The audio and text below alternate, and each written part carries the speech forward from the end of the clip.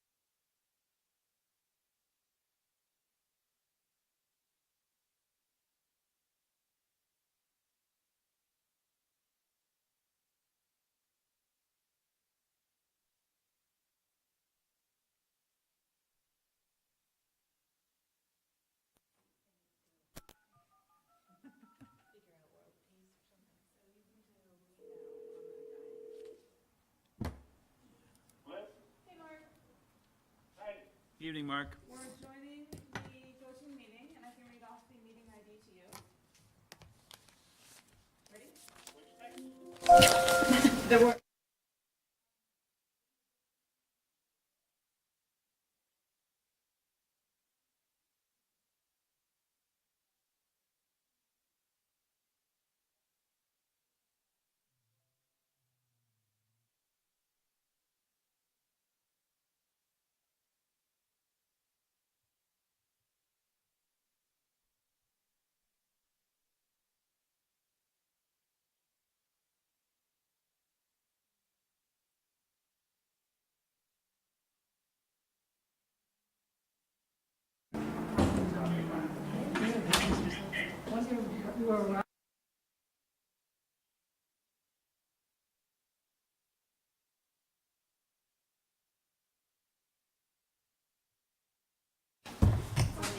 Hey, John.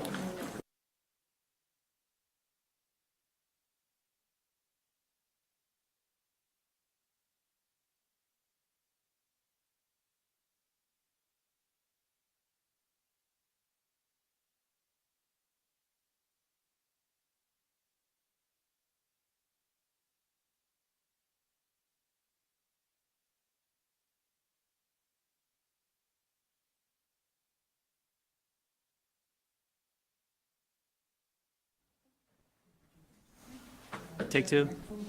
Check, check, check.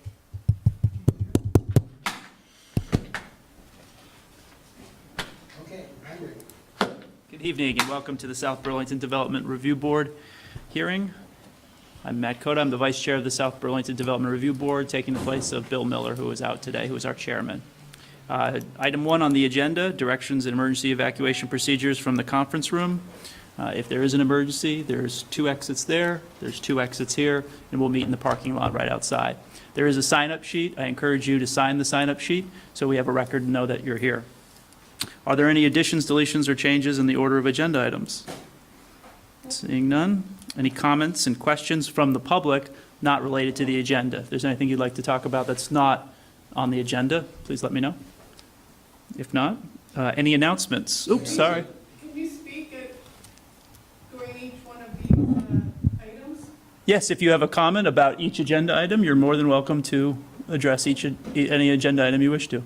If there's something that's not on the agenda that you wish I to, just had some general questions, and then I had some questions about one of the things on the agenda. well, if you want to come up and ask the general questions, this would be now the time to do it. Why don't you come up and sit in the chair? Hi. Just identify yourself for the record. Hi, I'm Denise Olsky. So, when you were making these decisions that you're going to make this evening, I wanted to know, do you feel any obligation to consider the citizens' views? Absolutely. So how do we get our input into these decisions? Because so far, that's not been my experience. So there is an opportunity to speak at every time the issue is on the agenda. And there's also an opportunity to speak in written form. Everyone that writes a comment, either in favor or against, or asking questions, that is written to Marla or to the city, goes to the Development Review Board volunteers, and we read them. So you can But- write a comment. As far as I can see, you don't really listen to them. The last meeting I was here, the place was full and it was sort of ignored. The other question I had is, when you're on these steps, which is the best time to make a comment? Because the last meeting you said, oh, it doesn't matter because we're only at this level. But then when you come at another level, it's sort of a done deal. Those weren't my words. I'm not sure. I would entertain a comment at any step in the procedure. But I mean that it would really be considered, It's considered in every step. yes? Yes. I haven't seen evidence of that, but I would like to. Okay. The one thing you've got to keep in mind is that we have to follow the land development regulations. The LDRs set by the Planning Commission are rules for it. So if it says we shall do something or we shall not do something, we cannot, even if the whole city said, we want it this way, the answer is the LDRs say it's this way and we have to find that way. So- Objective, so not it- subjective. Pardon? Very objective, not subjective. Yeah. So if, what the problem is that the land development regulations say something you don't like, you're at the wrong meeting. You Okay, should no, be at the planning I commission. get that part, but my question is, if there's some leeway in those land development regulations, and what about the long-term commission that they have asking that a lot of the southeast quadrant land not be developed? And that's planning commission, pure and simple. That's Okay. not us. We have to follow what, believe me, I live in the southeast quadrant, I'd love to see less of it. But the reality is, when these things are in front of you and it says, and the rules say that the developer can come and do X, Y, and Z, and if there are approvable things, we need to approve it.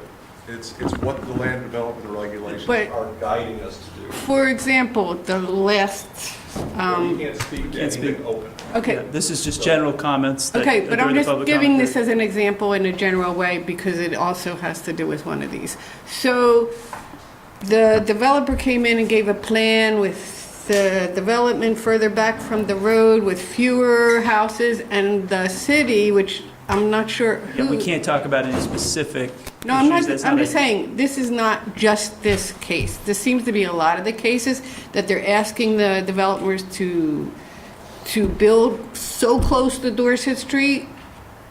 Again, we can't talk about Well, it. speaking hypothetically, And they ask for more units. okay, But that's- but speaking hypothetically, not just hypothetically, the land development regulations for the southeast quadrant call for certain areas to be, tried to be kept green, and by doing so, using what's called transferable development rights, you can take a TDR and move it elsewhere and add density in other places. That's, again, Planning Commission. The Planning Commission and the City Council accepted this almost, I think it's about 20 years ago. And whether you agree with it or not, that is the city's plan. So when the city, But let me just finish. So when a developer comes to the city and says, I want to do 4 units in a place that should have 100, the city planners are going to say to them, gee, that's not the city plan. We think you should have density in this location.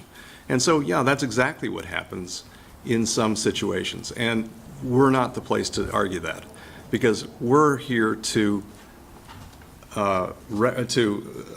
judge whether things fall within the current city plan. Okay, and just last thing, the environmental issues. So if these rules were 20 years ago, as you say, climate change and all kinds of other things are influencing what should be happening down there, maybe we should look at those kind of Totally issues? agree with you. Again, it's the Planning Commission. They do update all the time. What the TDRs, the transferable development rights, came in about 20 years ago. But things have happened, there's been many updates since then. So, and those include environmental and view corridors and open space, and there's all sorts of things that are in there that we do look at. So it's all, these questions are all valid. Most just would like of them don't At go least here. one example of where the citizens had some positive impact I mean, I could- and Well, we're it was citizens. acted We're on. volunteers. Mark's on the phone. The Trader Joe's would have looked entirely different. The CVS would have looked entirely different. I mean, there's just all sorts of projects around town. They wanted to build the Trader Joe's out of what I call wrinkled tin, galvanized metal skin. And now it's brick and looks like what we wanted it to look like for a city center. So there's lots of things. And as far as citizen comments, we take all comments into consideration, and you don't see us reacting because we can't make a decision on the spot on certain items, but any actionable item that we have purview over are taken into consideration during deliberation. The umpire at the game tonight is not going to be cheering for the Red Sox or the Yankees. He's going to be judging balls and strikes, and that's what we're going to do as we volunteer at the DRB. And that's a really good analogy, because our power in what we do is a judicial power, right? So we're not able to legislate the way the Planning Commission can. We just have to take the land development regulations, as John said, as they're written and apply them. Now, some of the regulations sometimes use the word may. When you see that, that's a sign that we probably have discretion in that area. But if they say must or shall, we have no discretion. And, for us to try to exercise discretion when we've been told must or shall or must not or shall not is a usurpation of authority. Okay, so is there ever any coordination between you and the planning and saying, hey, this isn't working very well? Yes. We personally disagree with a land development regulation we have, and continue to talk to the Planning Commission and say, we think that this should change. And we have group meetings once a year, roughly, to get together and say, gee, these are the kinds of things that we're having real problems with. What did we do, go 2 hours? We can't tell them what to do. I mean, we can suggest things, but we can't enforce, we're equal branches. We're not one over the other. Thank you. Thank you. Good comments. Valid. If there are no other comments or questions from the public, not related to the agenda, any announcements from the board member? I'd like to announce Delilah Hall as our new zoning administrator. She's joining us in the audience tonight. Hi, Delilah. And Welcome. she'll be reviewing the admin permits, and you'll start to see her here at the Development Review Board in the near future. Great. Thank you very much, Marla. Thank you, Delilah. So we'll go to item number 5, which is design review application DR 1808 of Town Square Association. Who is here for the applicant? I am. I'm Martha Lyons. Hi, Martha. Martha, this is a design review application. If you could swear you in, could you raise your right hand? Promise to tell the truth under penalty of perjury? I do. Thank you very much. Tell us a little bit about the Town Square Association master sign permit. Well, we would like to replace our sign that we have since it's, was new in 1969, so it's due for an update.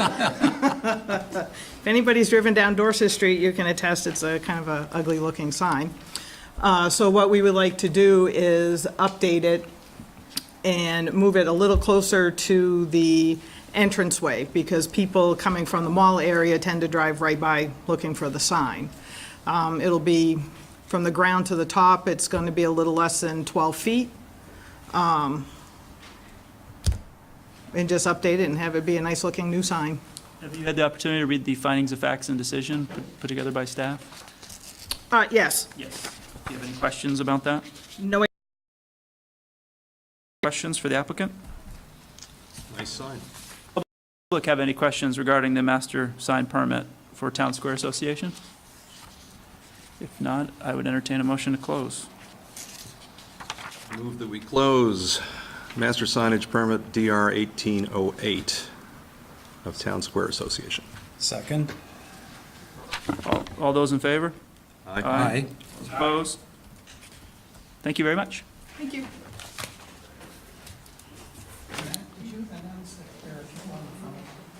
No.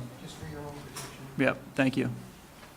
For the public, there's one Development Review Board member, Mark Bear, is on the phone.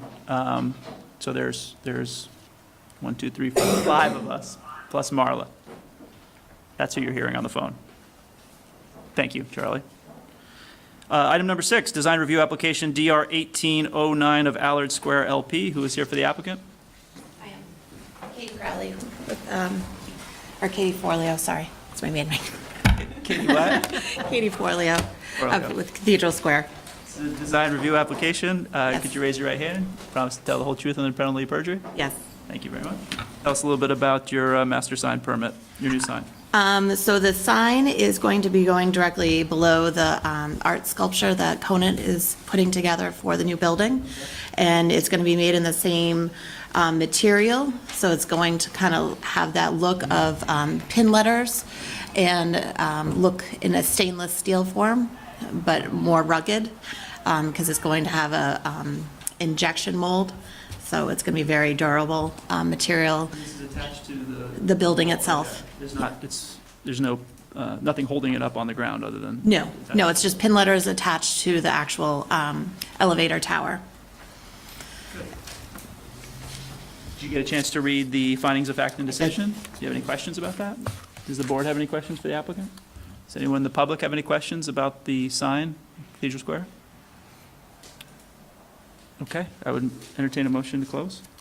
Move that we close master signage permit DR 1809 of Town Square. I'm looking at Town Square. 1809. Allard Square. Yeah, except I think I'm on the right one. Yeah, I am. Right, Allard Square. Yeah, Yeah, there's a typo on the draft 1809, yeah, change Allard to of Allard Square. Allard Square from Town Square. Yeah, the address is wrong, too. Thank you. Oh, we didn't, I move that we do so. Too close. second? All in favor, say aye. Aye. Those opposed? Thank you very much. Thank you. Sorry. Okay, item 7, conditional use application, CU 1810 of Marcel Bowden? Yes. Thank you, Marcel. Former member. Good old days. Marcel, could you state your name for the record? Marcel Bowden. Could you raise your right hand? Do you promise to tell the whole truth on a penalty of perjury? I do. Thank you very much. Tell us a little bit about your conditional use application. This is a case where a retaining wall was built when the house was built to protect the foundation from an adjacent brook that goes into Shelburne Bay. At the time, we observed a lot of scour from seasonal floods. In those days, there was no water district. But out of this project resulted in South Burlington's first stormwater district, coincidentally. But the wall now needs to be repaired. And the engineers have proposed to put a sheet pile wall against the existing wall. The reason for doing that, because their early consideration was to remove the railroad ties, but they felt that more carcinogenic materials could end up in the lake if we tried to do that, and the decision was to encase it. And it's being encased with pressure-treated piles that are 8 feet on center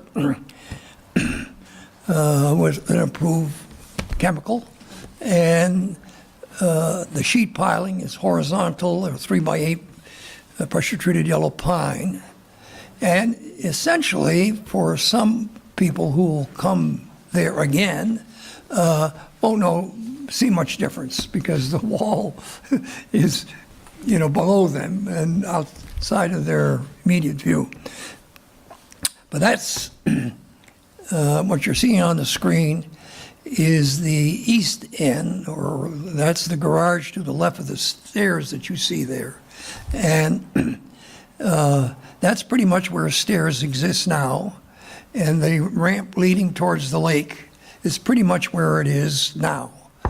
The only thing we're adding is the sheet pile wall, which I described. The vertical elements you see there are pressure-treated piles, and the horizontal sheeting hold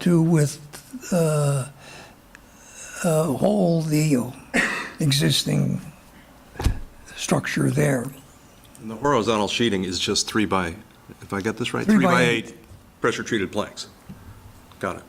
Okay. So it's What you really- see in the front are gabions, if you're familiar with them. Yeah. These are rock-fill wire baskets. They've been there 37 years, and they are in amazing condition.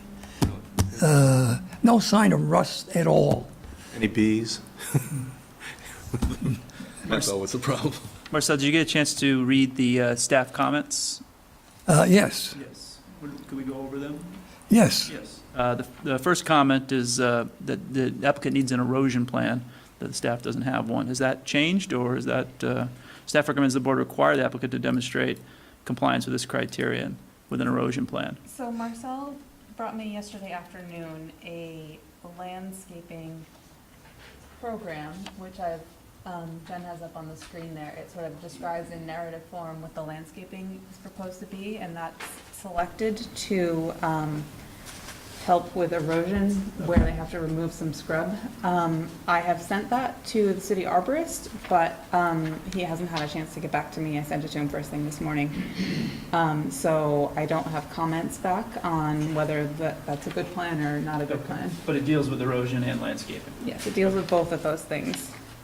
Those are the only two comments. Right, but we don't know if that's, I know nothing about whether plants are good for erosion control or not, so I don't have a recommendation either way, unfortunately. Are there any other comments from the board regarding this proposal?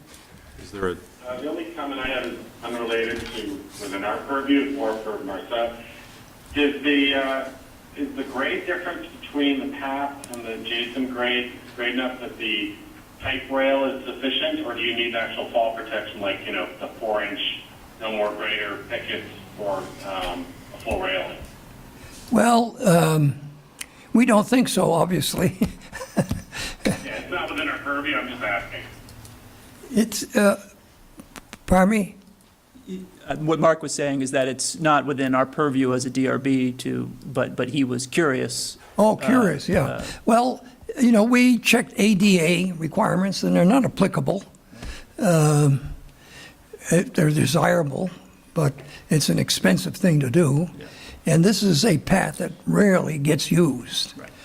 And we just felt that that we would do the minimum. Are there any comments from the public regarding this application? Hearing none, I would entertain a motion to close conditional use Close? application. Or no? we can't, I don't think we can close if we're waiting for, You're right, Yeah, I don't you're know right. if we can Landscape. close. You're right. But I'm sure we'll have it by Friday, and then we can put them on for the next. do you have a time constraint? Yes, we do. Well, we have a, This was done by a professional landscaper person who knew, I'm sure it's, in my estimations, it goes way beyond what is required. understood, we still have to give the staff the time to review it. though. Yes, I understand Can't that. make a decision, we can't close until that information is provided. So we would continue for October 2nd. October 2nd. Do I have a motion? I move we continue conditional use application CU 1810 to October 2nd. Second? All in favor, say aye. Aye. Aye. Aye. Those opposed? Thank you, Marcel. Thank you. Okay, moving on to item 8, final plat application SD 1827 of Jam Golf LLC. Who is here for the applicant? David Marshall from Civil Engineering Associates. David, how are you? Doing well, thank you. Do you raise your right hand? Promise to tell the truth under penalty of perjury? I do. Thank you very much. So we're back again. Yes, sir. Oh, yeah, sure, sorry. Any disclosures regarding this application of any of the board members? Conflicts? Okay. David, continue. Very good. JM Golf appears back before the board. With regard to this final plat application, unfortunately, our legals were not submitted to the city in a timely manner, and the 180-day period for filing of the Mylars expired. So we have reapplied under the final plat application format and are back before the board with the same application as had been approved previously. Some things actually have been cleaned up between the time that you saw it last and now, primarily the conditions of approval for updating plans and cleaning them up. So with regard to the character of the project, it is still the same as that had been previously reviewed by the board and the court prior to that. And I may be looking at a older version, but the issue regarding the public and private pump stations and the water lines, that's all been resolved. Is that accurate? So that was in the final decision from before. So I'm gonna open it and remind myself what it says. So David, on the page 2 of the draft decision, the Public Works Director had comments if the pump stations to remain private, the plan should be revised to show the access. If the pump stations to become public, and then we said, farther down that page, the applicant opted to retain the pump stations as private and has revised the plan to show the proposed access to each pump station. So that issue was resolved at that time. Got it. And I suppose now that we're looking at it again, maybe we just take that out altogether. Yeah, I just confused myself about that. So I can take out when And we the same can. with the water line?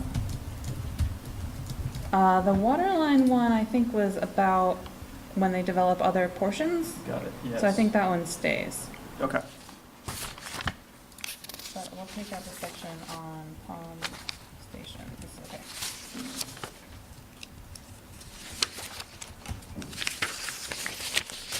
Does the board have any questions for the applicant? Any further comments from the applicant? In your package, you'll also see a letter from Mr. O'Leary. He's an abutting property owner immediately to the west. Yes. Mr. O'Leary did come to the hearing last time to express his interests or concerns with regard to the proximity of the building envelope on Lot 1 to his home.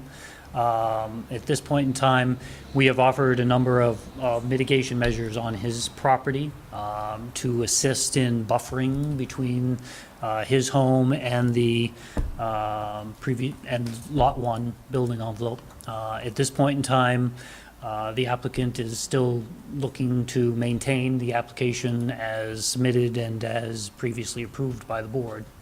But we are working with Mr. O'Leary in regards to certain off-site improvements as a private matter between the parties. Which, as I read here, is it 11 feet from the That is- Mr. O'Leary's property? That is correct. Currently, the side yard requirements are 10 feet, but beyond the side yard, front yard, rear yard requirements set forth in the land development regulations, there was also a proposed building envelope. Again, the goal of the project was to preserve as many trees as possible, and in order to basically make sure that those trees were retained and that specific locations were identified and executed as far as the future homes themselves, the applicant further restricted the location of those homes within those building envelopes to that end. So what is being brought up on screen is Where's the one 11 of the foot? civil plans. So that's a larger view. You want So- to flip to the landscaping plans? Would that be better? We can start here, but the landscaping plan will also be helpful, especially sheet L1. Maybe we should just go right to that one. There we go. That's fine. That's actually sheet L3, I believe. And this particular portion, this sheet shows the westerly, northwesterly portion of the project property. And what you're seeing in front of you is the hatched areas that run long single lines as being existing vegetation that's to be retained. You see the lot numbers 1, 2, 3, and to the Up and to the left of Lot 1 is Mr. O'Leary's home. And also on this particular plan, it shows between the building envelope, which is primarily the rectangle around the number 1, you also see proposed plantings between the street and the proposed building envelope. So at this point in time, what we have proposed with Mr. O'Leary, again, it's off property, and it from our previous zoning administrator, we say, though, that's not part of the purview of the board, but nonetheless, we've been trying to work with some landscaping improvements on Mr. O'Leary's property. There used to be a bunch of trees on Mr. O'Leary's property, but when the previous developer of that parcel constructed it, they removed all the trees right up to the property line and built a retaining wall there. So Lot 1 does sit up above Mr. O'Leary's home. And we're looking to, again, just try to augment the buffering between the two properties. Is there rock, David, in between, right around there, or do I Yes, misremember? it's a combination of natural rock as well as a retaining wall and vertical expansion of the rock So there. how do you manage the buffer around the rock there? All right, well, let me make sure we're all on the same wavelength. So Mark, you can't, well, maybe you can see this, Mark. This is the common property line Right. between the two properties. And right along this line, there's also a rock retaining wall that basically puts, that essentially, because of the landform, has Lot 1 at a higher elevation than the lower plateau here. This particular retaining wall was built by the previous owner or the previous developer of Mr. O'Leary's ownership. And it's just the natural landform as far as how the land comes from Golf Course Road out just off the sheet here, up the hill, and then basically there's a sharper change in elevation at this particular point, and then basically the highest point of the land is right at this location here. So as Picture of it if you'd like to see. Yeah, 1 second. Anything else? I just want to let him finish. let's see, I just lost my train of thought. Sorry, I didn't mean to cut you off, but if you're done, I can ask for Let's do comments that. from the public. Mr. O'Leary? Yeah. Yeah, would you mind coming up and grabbing the seat? And just brought a picture of that so Great. you can see it. That's the taken from the back porch, we can pass it around. And so I just sort of marked off, it's a 4-foot wall. Right. And then hashtags at the same interval.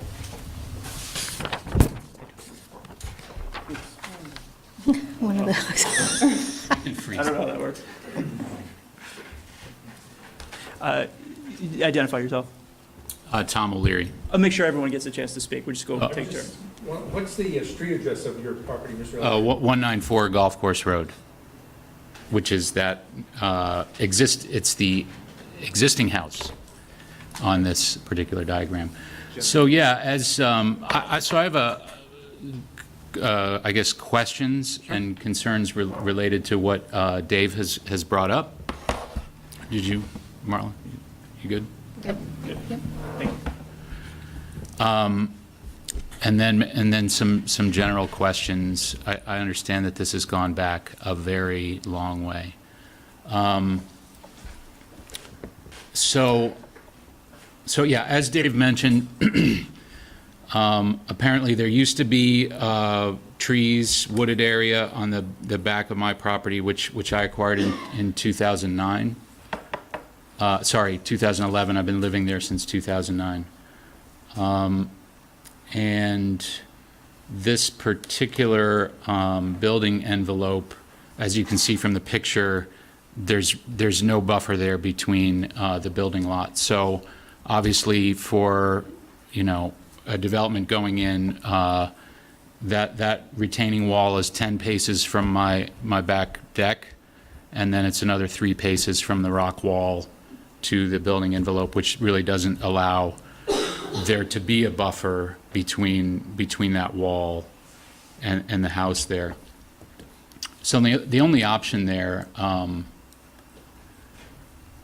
with regard to creating a buffer is doing it on my property, which the developer has offered to do, but I find that to be a suboptimal solution.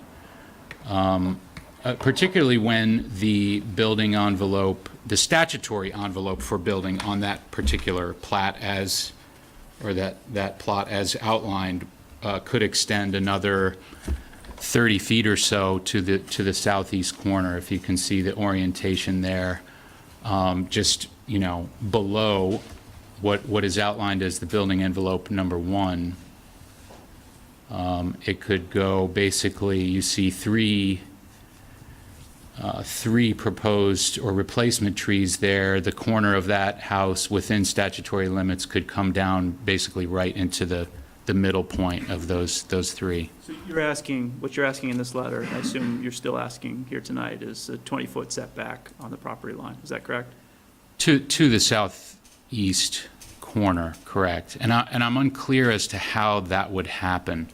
I mean, up until this point, it's been explained that if the builder submits for that, but I think everyone knows as a matter of practicality, the builder has been through so much to get this approved, or the landowner, not the builder, sorry, that it's simply impractical to propose a change at this late juncture, having been through 16 years of litigation, to say, oh yeah, I'll just make this one change and run the risk that could torpedo the whole thing.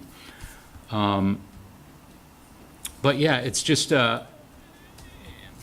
it's that. And I guess so that's my specific comment. I think my general question is, at what point was the lawsuit filed? This will be a multi-part question. I would really like to know the background, because what I don't understand is why, having taken this to the Supreme Court of Vermont, apparently the regulations that the Supreme Court deemed vague have not been updated, which is, germane to what I think the person was speaking about when we came in. You're saying you follow these regulations, we work in committee, and yet here we are after a Supreme Court case, the town is rebuffed, legal fees, no update to the rules.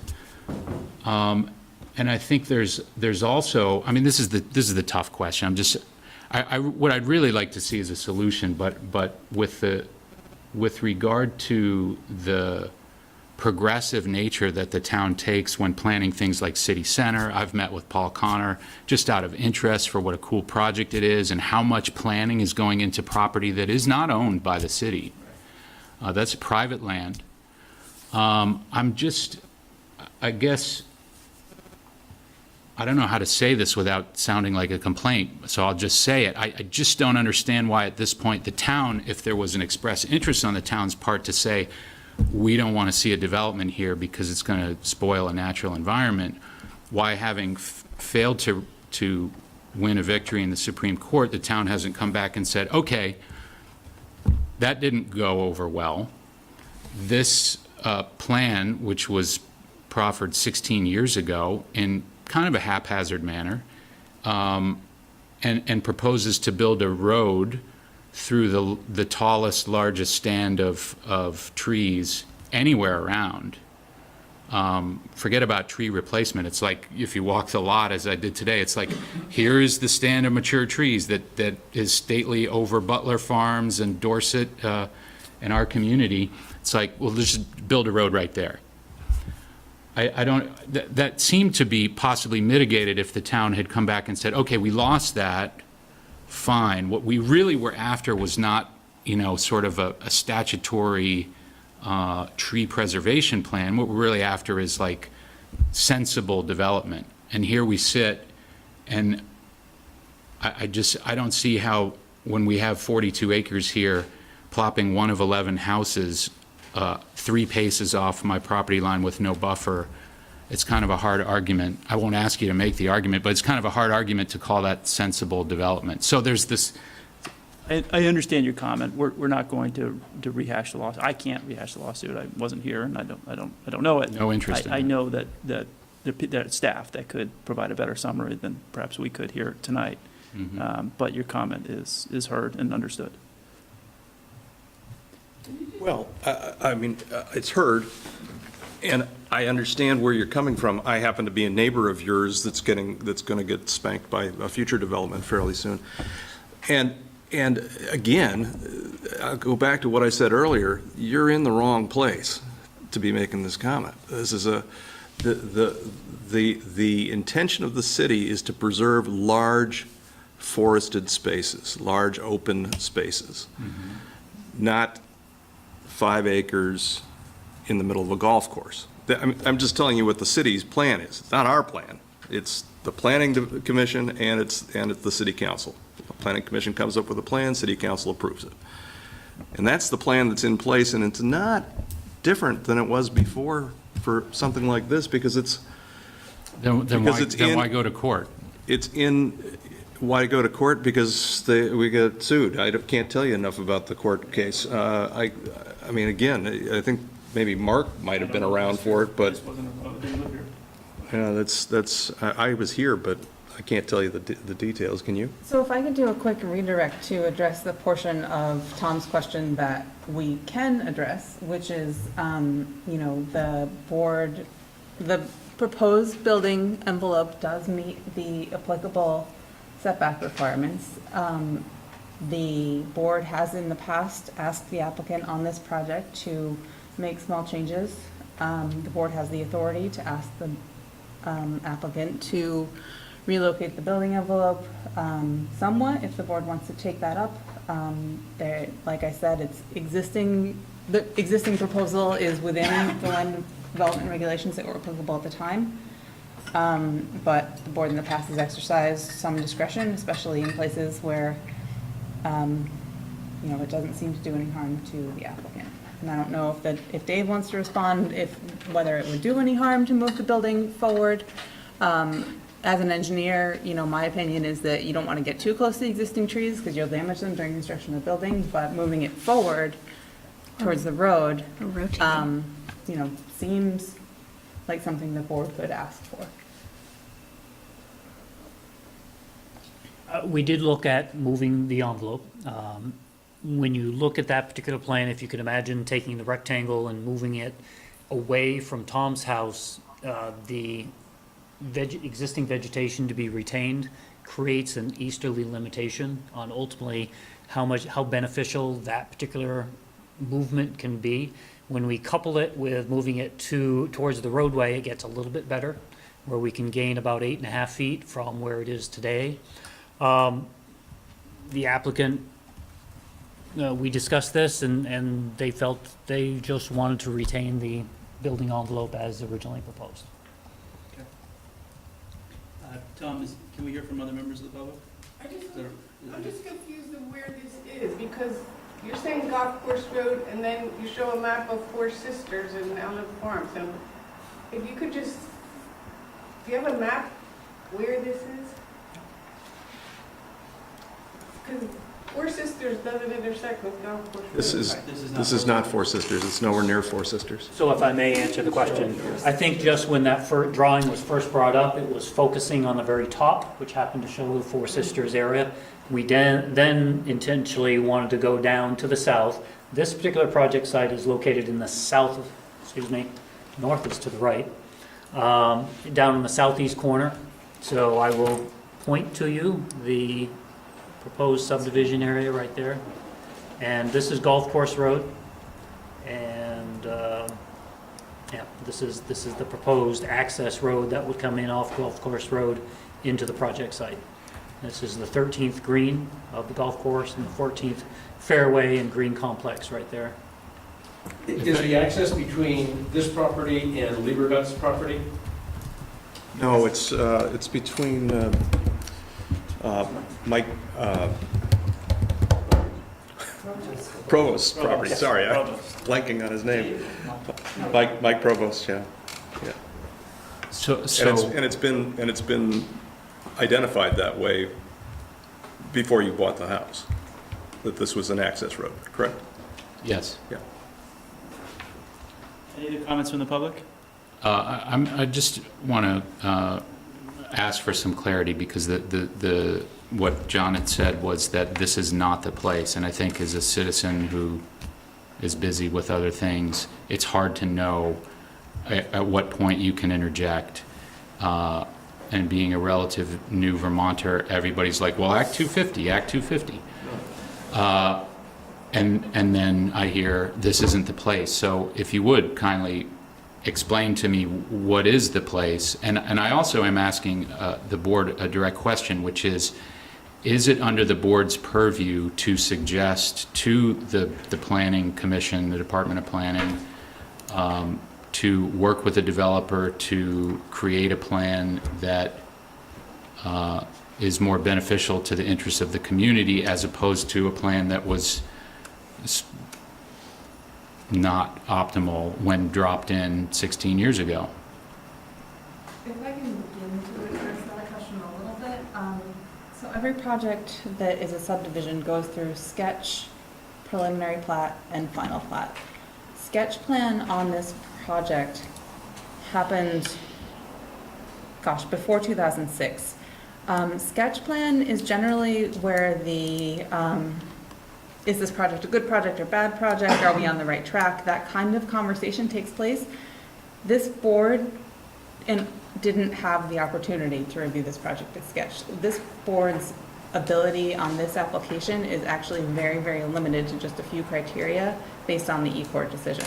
So this is sort of a funny case, but in a general sense, the answer to your question would be the board typically provides that sort of general feedback and opinions at sketch.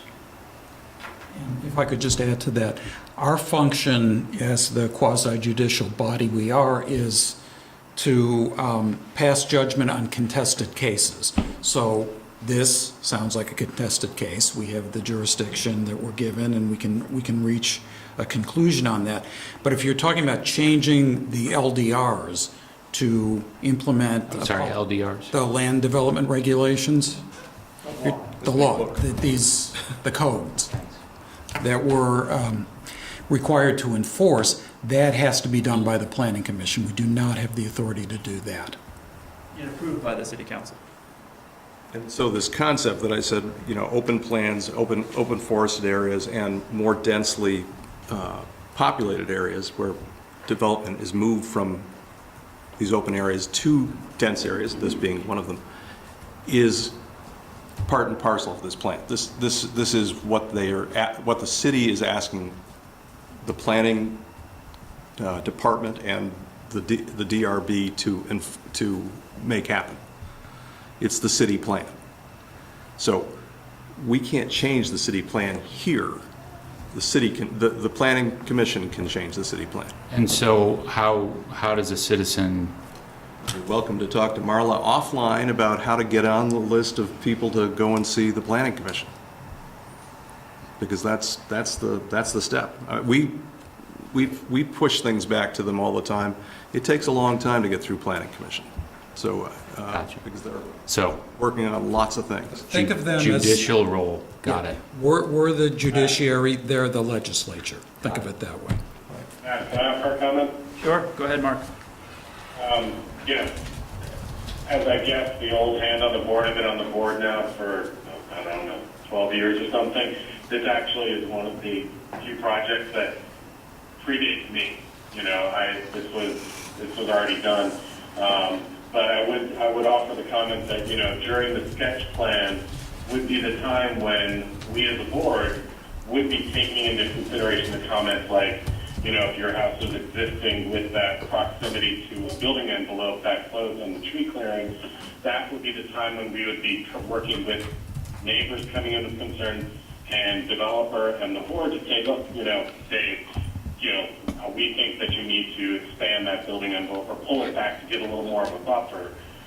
But this application is one, I'm not fully informed on what the actual lawsuit was, but as Marla tried to allude to, this is one of the board applications where we were basically given the project and said, this is the court decision. And as she said, there's like very few little wiggle room areas, but sometimes we're used as a tool to, quasi-judicially approve a plan that's been given to us by a court decision. And that's one of these situations. So while you can work with the developer and Dave Marshall to work on some mitigation on your property, they could voluntarily we don't really have the power to enforce or request or push at this point for them to try to adjust the building envelope that's, directly adjacent and, impacting your property at this point. That sounds to be the opposite of what Marla was saying. Oh, I'm sorry, So looking at the draft decision, which again is the same as the approved decision, under applicable standard, letter H, the board may have some latitude to require, and as Brian implied, the board has input from the applicant and input from a interested person, and unless there's additional information, we may want to just move this to a deliberative session. okay, thank you for the clarification. Is that an offline session? You're not pressed to vote it? And so one last question, if I may. What changes based on the applicant having missed the deadline for filing? In other words, my understanding of the reason for this hearing is that there was a deadline for filing. So can the applicant simply miss deadline after deadline and continue to push a 16-year-old plan through that almost none of the residents were privy to the sketch review in 2006? I mean, there's been almost complete turnover in the neighborhood. I think Mike Provost is the only abutting neighbor who was there at the time. The court decision specifically addressed that issue. And the court decision was that the application was complete and the board must hear it as submitted. This is a different one. There's no question. This is different. This is unusual for us. But explain that to me. What do you mean by this is a different one? In other words, so I don't think you answered my question is what I'm saying. If the applicant missed a deadline, which happens from time to time, the board, and in this case, in this project as well, the board says, sorry, you missed your deadline, you have to start over. In this case, the applicant appealed that decision, and it went to the Supreme Court of Vermont, and the Supreme Court of Vermont said they in fact did not miss their deadline, and therefore, what's the word, rescinded it back to the board? Remanded it back to the board to review. So in this actual application, that typical situation doesn't apply. We were told by the E-Court that you're wrong, you have to review it as it's submitted. I thought that was the prior time that happened. Yes, and then. But now we have another time that's happened. Right, so. So can this just keep happening? Fair question. What is the deadline that's been missed? So the applicant had 180 days to record their Mylars, and there were a bunch of things they had to do before recording the Mylars. Right. To me, though, to me, that's not as a deadline as much as it's an expiration of an approval. Right. And I think it's a crucial difference here, because if you fail to supply information that's a condition of your approval by a deadline, then you don't get that approval. Whereas here, you've gotten the approval, you have 180 days in which to record the document. You fail to record the document, then you've got to go back and start that step again. So you're saying that it's the board's understanding that this is a perpetual approval granted by the Supreme Court of Vermont? So if the applicant fails to record their Mylars within 180 days a second time, we would require them, as we did here, to restart final plat.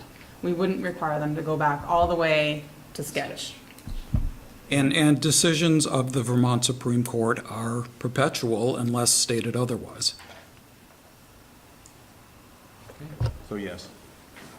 Thanks. Any other final comments? We're closing here. Well, Unless somebody wants to provide more information. have we entertained a motion to close? Could we close final plat application ST 1728 of JAM Golf LLC? Second? All in favor? Aye. Aye. All those opposed? Thank you very much, David. Thank you for your time again. File that Mylar.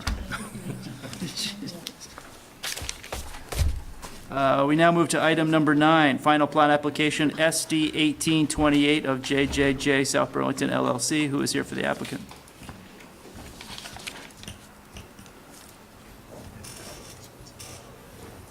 I'm afraid I'm going to have to step out of this one, too. Is that right? Yeah, you have a quorum with Mark. Wait 1 second, Laura. Good evening, Paul O'Leary with O'Leary Burke Civil Associates. Brian Courier, O'Leary Burke. Paul and Brian, could you raise your right hand?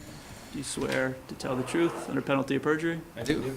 Let's start by offering disclosures for this one or conflicts, and I'll start with myself, if that's all right.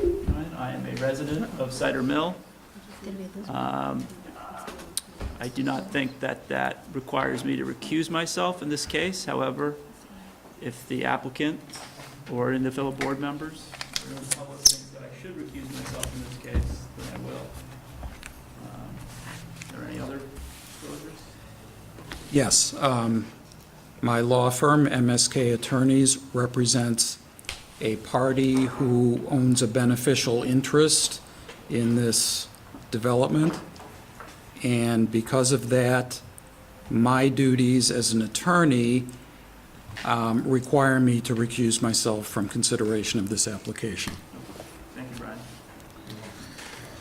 So can we push off doing minutes to next time, We maybe? actually don't have any minutes, but we do have a few Convenient. deliberations Can we push them to, that we just heard the the two beginning design review applications. Signs.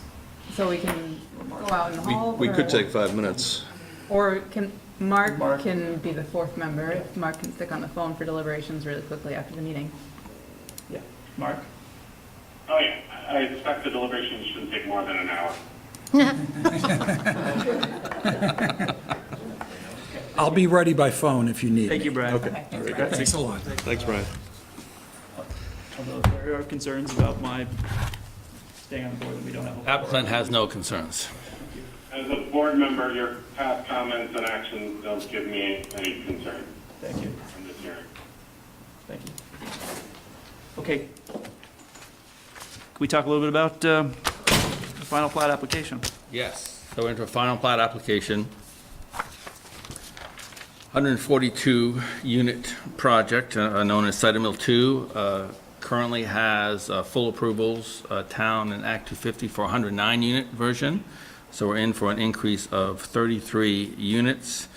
We have a mix of duplex buildings, 30 single-family lots, 66 single-family lots, a mix of properties and proposed development. So plan has really not changed whatsoever since we got preliminary plan approval for you. A couple minor additions on the original plan. We did not have a street tree plan for NATO crest. That's been added as L6 to the sheet. I think we added a little bit of landscaping down where we connect to Cider Mill, Summerfield Drive. Other than that, the lot layout, the utilities configuration are the same as approved at preliminary. Paul, can you hold on for 1 second? Denise, just talk a little bit about, is it Denise? Yes. Yeah, just the protocol. What happens is we have the applicant discuss the plan, we talk staff comments, the board has comments, and then we make sure to open up for the public so everyone in the public has a chance to offer their comments as well. So we are prepared to go down through the staff comments. Okay, Numbered so let's start with number 1. Number 1, staff recommends the board require the applicant to demonstrate the single and two-family lot coverage maximums are met for each of the shared lots within each included zoning district as conditional approval.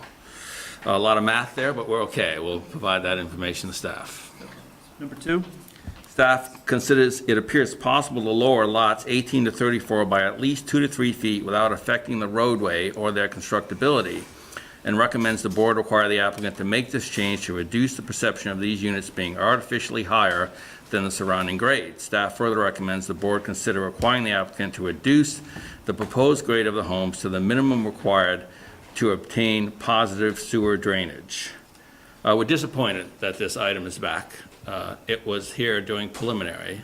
We had a long discussion, and I thought we agreed that we were fine. So essentially, We're talking about the lower street, I think it's Lindemack. Yep. And Lindemack in places is anywhere from 3 to about 6 feet above existing ground. And it's designed like that so that we can get positive sewer flow back through Site Mill 1 to the pump station.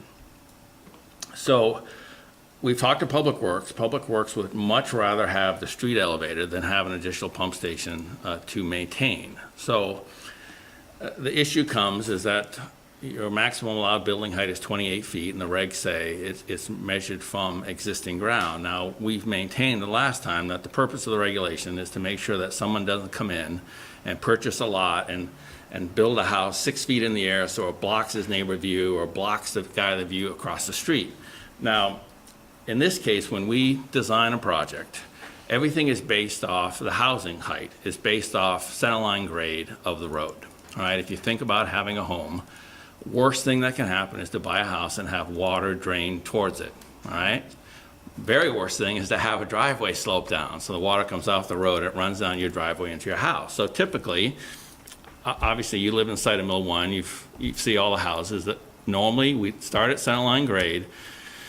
We like the garage to be anywhere from 2 to 3 feet above centerline grade, and then depending on the house design, it's usually 2 or 3 steps into the finished floor. Or if you work backwards, you've got finished floor of the house, you've got 12 inches of wood, your flooring, and you like to have 12 inches of concrete exposed, and then you want it to have a positive slope back towards the road. So typically, it puts the finished grade of the road somewhere between 3 and 4 feet above centerline grade of the road. Now, if you look at our plans, and you look at the grading we've done, not only on the single families, but on the multis, you'll see that typically we've set the grade so that the house elevation is 3 to 4 feet above the elevation of the road.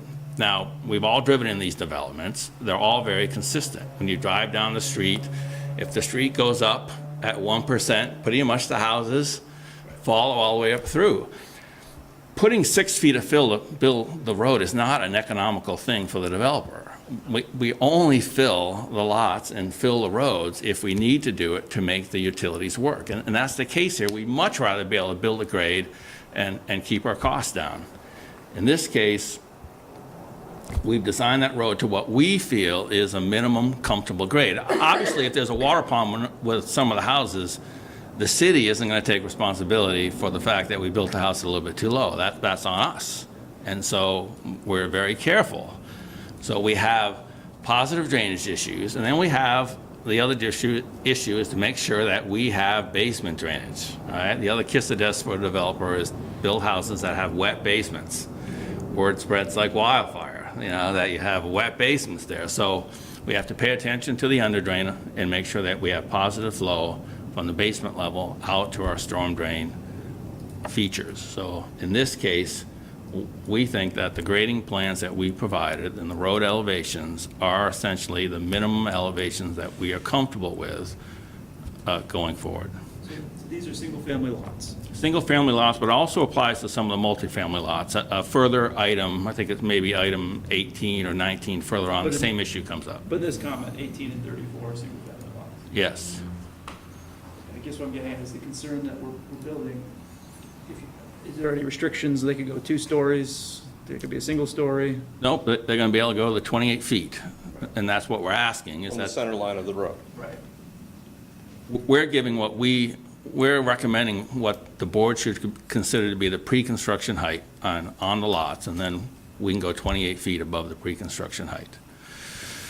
But they're all going to look the same. When you drive down the street, they're going to match the ones across the street. It's going to match the house next to it. It's going to be the same developer. We're not selling the lots. It's going to be very consistent, just like if you drive through Site Mill 1 or you drive through any of these similar housing developments.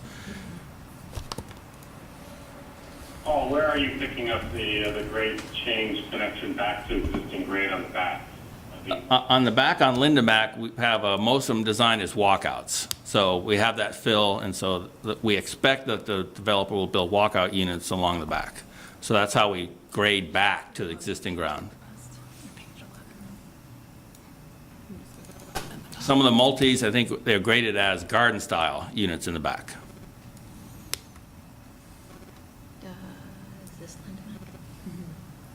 John? I have no issue with this. I didn't the first time. Yeah, I don't.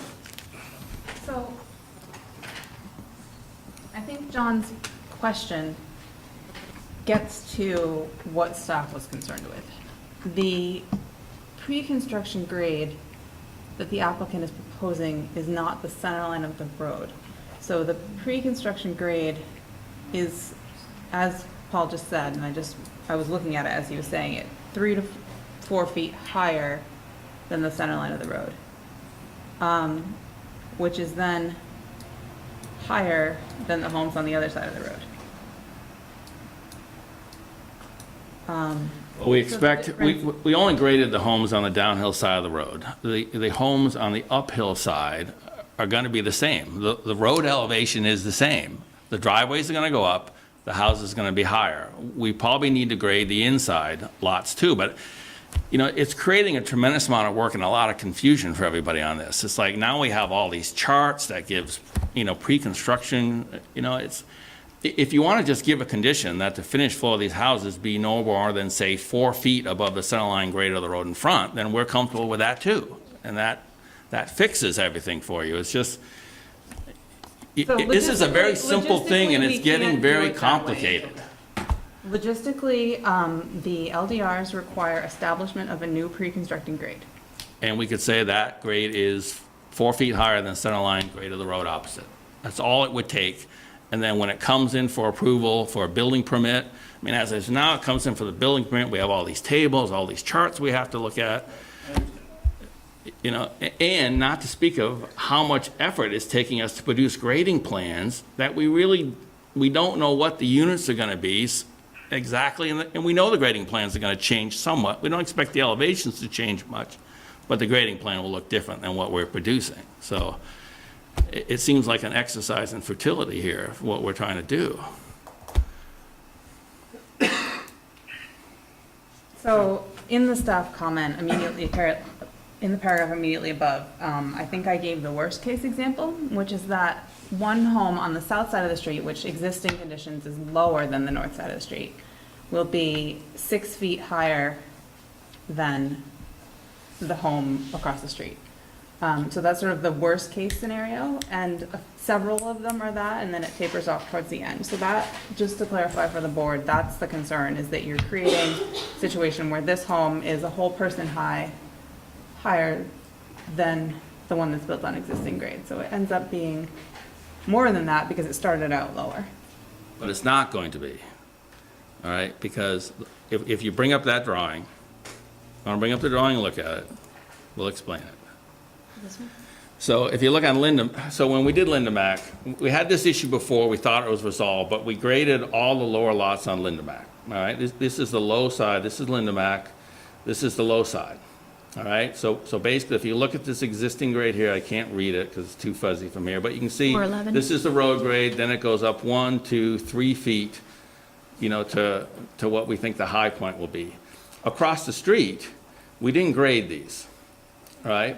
But, and so that's what Marla's looking at. She's looking at the grade here, and she's looking at the grade here and saying, gee, this house is going to be 6 feet higher. But it's not, because this house is of the finished grade, it's going to be at the same elevation. We should have graded all the lots and given you a pre-construction grade for every single lot, you know, on the project. And that's my complaint about it. It seems like we're making this so difficult, which is a very easy thing. I mean, everybody can visualize going down this street. You know, you're going uphill as you go in this direction. You're going to have this house. This house is going to be a half a foot or a foot higher. This house is going to be a half a foot higher. It's going to be the same elevation as this house. This house is going to essentially be the same elevation as this house. That's how all these streets look when we drive around any of these developments. That's how this will look. Drive down Side Mill 1, that's how this will look. Can they not put, there's some concern that you have about them identifying what the built first floor grade is. I think that's what you were talking about, is you could identify if the street is at 100, that the grade of the house will be 104. Correct. And same thing across the street. Could they not mark that on each lot? I know it's a hassle, That'd be way better than grading each lot. but trying to grade this is a big deal.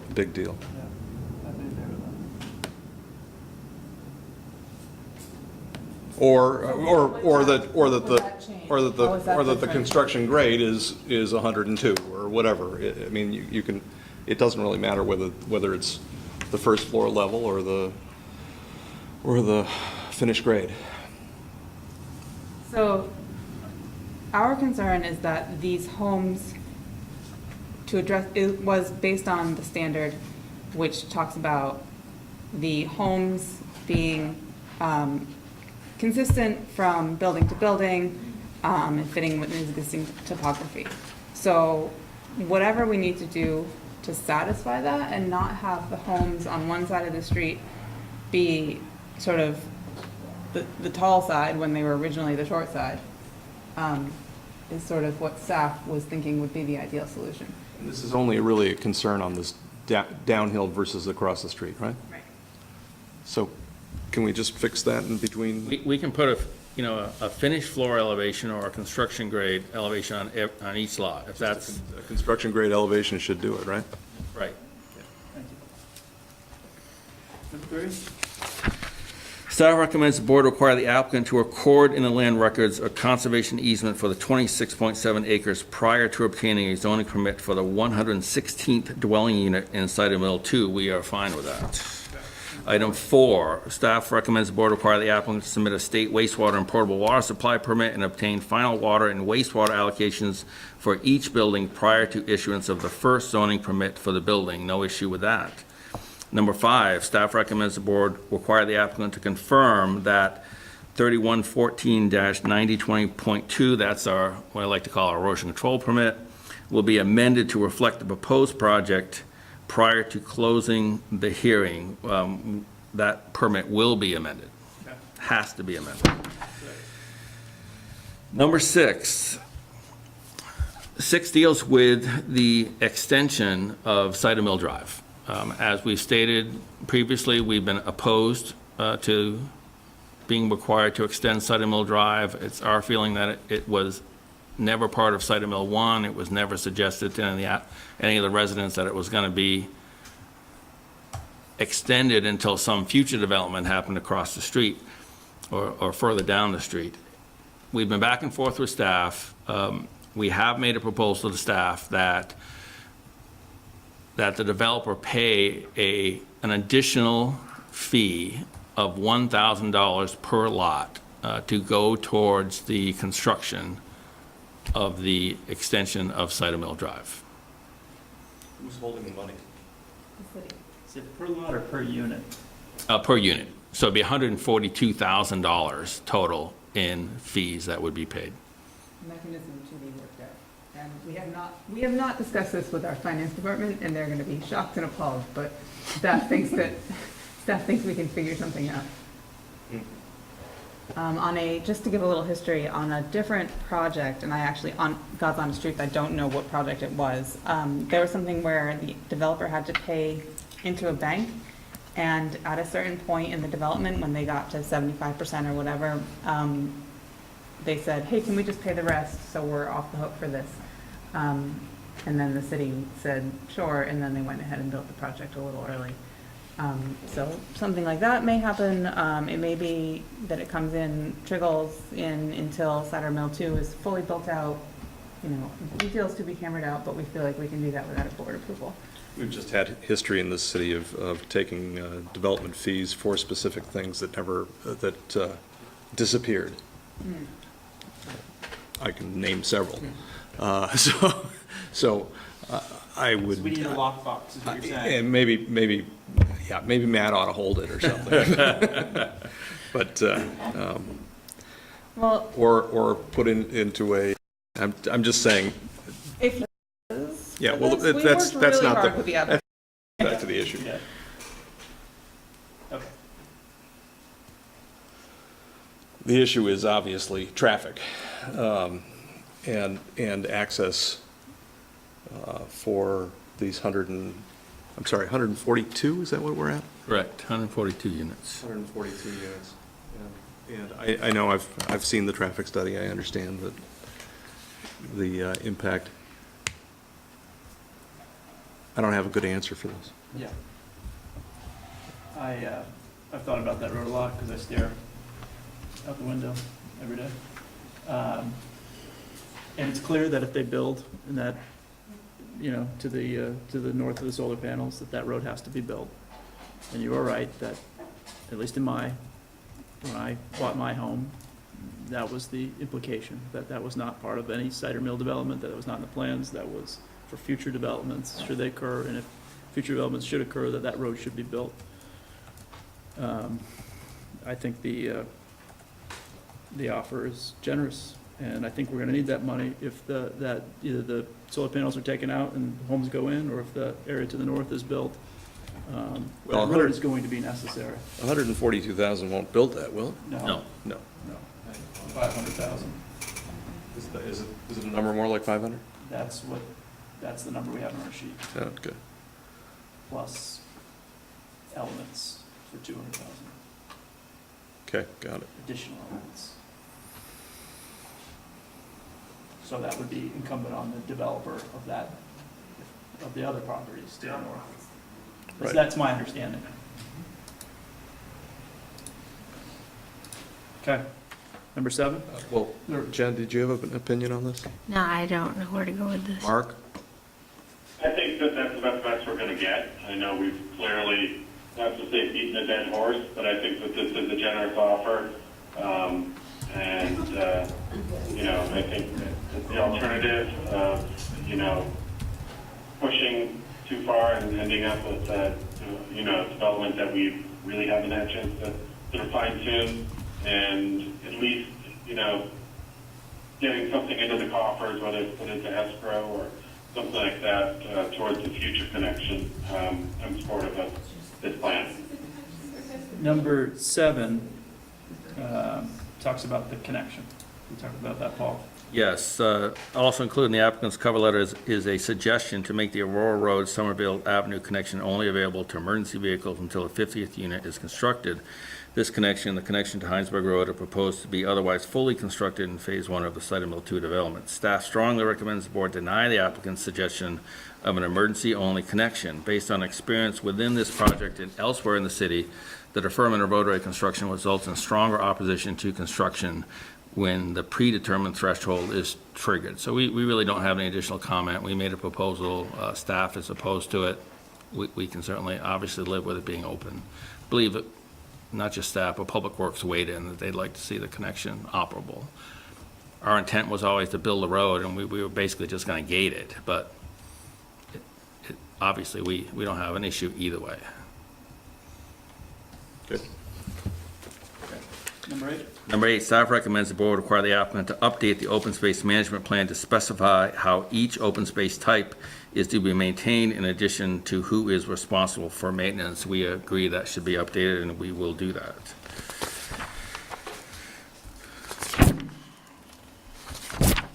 Number 9 has to do with Deputy Fire Chief comments. Staff recommends the board incorporate the Deputy Fire Chief's comments as conditions of approval. Staff recommends the board allow the applicant's engineer to make a recommendation as to which side of the street shall be no parking, with the goal of providing a meaningful number of spaces where parking is allowed.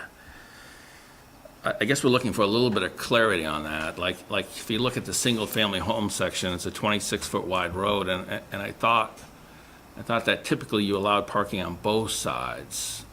Are we saying that we're just going to say that we can park on one side and not the other? Like some of the narrow roads, the 18-footers, that's clear. The deputy chief wants no parking on both sides. Right. Yeah, So on no the issue. roads that are wide enough for parking on one side, his recommendation is that you guys pick which side and sign the other side as no parking. No parking on this side of the street, right? I mean, that's. Right, but- right, because that allows fire apparatus to come through the street without having to do one of these. Yeah, but typically, parking signs are not something that it's typically something that Public Works and the city council has to decide, where, you know, it's like placing stop signs or anything. It's usually not, Right, so usually Public not Works us. only has authority to add signs if it's a safety issue, and that authority is very limited. And I believe that DPW comments reflect some signage things as well. What DPW and the fire chief have been trying to do in recent history is to proactively get this project set up with signage, because it is so difficult to get it changed later. All right, so is that the board's desire, that we just mark those streets so they can only park on one side and not on the other? I mean, we would go parking this side only, we're not going to sign both sides, but, I would think that you'd want the parking on the side of the street that has the sidewalk. No? well, it's just that if I have a single-family home, you know, I'm You're going gonna to wanna want to park park right right in in front of my house, you know, and I someone comes, understand. and that's where people are going to pull up and park, but I can understand if you were having a block party, really a problem? people could park on both sides, but. You do see it in the neighborhood, so people are parking on both sides, and it's not clear inside of that lawn. Yeah, and it's a 26-foot wide road, so if you think about, you know, the cars would take up 18 feet. If they put up the Yeah, signs, so- does the Scotland police ticket people that are parked in the code? I mean, it's. I think the city council has to pass an ordinance, has to include it if you're gonna be able to ticket people. So it's I a think. suggestion, I think it would be a suggestion that, No, I mean, there's rules around no parking signs, and no parking signs mean no parking, and that's enforceable. How that's enforced, you know, I actually have no idea. But, you know, the suggestion of fire chief is to prevent the fire trucks from having to weave in and out, and other emergency vehicles, presumably school buses, delivery vehicles, that sort of thing, is to restrict parking to one side. The board Okay, has I mean, ruled it's- the fire chief in the past. it's only some parking It's up to signs, you it's not a guys. big deal. We'll prepare a plan and Yeah, I and think we'll let you- Public Works approve it, and the fire chief can look at it, and we'll put some parking signs up. It's just a little different, that's all. Number 10. Number 10, staff recommends the board require the applicant to confirm that the state will require 3114-9020.2 to be amended prior to closing. Yes, it will need to be amended. 11, staff recommends the board require the applicant to regularly maintain all stormwater treatment and conveyance infrastructure. That's part of our permit. The only thing I would add is the applicant has to maintain it until which time the city of Burlington takes it over. City of South Burlington takes it over. If we get the city of Burlington to take it over, that'd be great. That would be good. That might not be much more difficult than getting South Burlington to take it over. Number 12. Number 12, staff recommends the board require the applicant to provide a revised grading plan demonstrating at least a 5-foot setback for a retaining wall prior to closing the hearing. We agree we'll make that adjustment. 13, staff notes the presence of swale grading beyond the applicant's property along lots 5 and 6. Staff recommends the board require the applicant to adjust the grading to remain within the subject property or provide a written agreement with the adjoining property owner allowing the proposed impacts. I think we have made that correction, but we will double check and make sure that we're not grading. Sorry, I was writing. Can we go back to 12 for a second? Sure. What was the answer on 12? Yes, we will adjust it. Okay. Thank you. And same with 13. 14. 14 deals with Public Works comments. Staff recommends the board require the applicant to work with the Director of Public Works on the street signs and incorporate the remaining comments in the plans, including recommendation 1 as a plan note. Recommendation 1 was that phase 1 of the phasing plan show a road connection to existing Somerville Avenue from the proposed Aurora Lane. Once that connection is made, the road should be open to travel at the connection point. We're fine with that condition, and we'll make those changes. Okay. Let's go to number 15.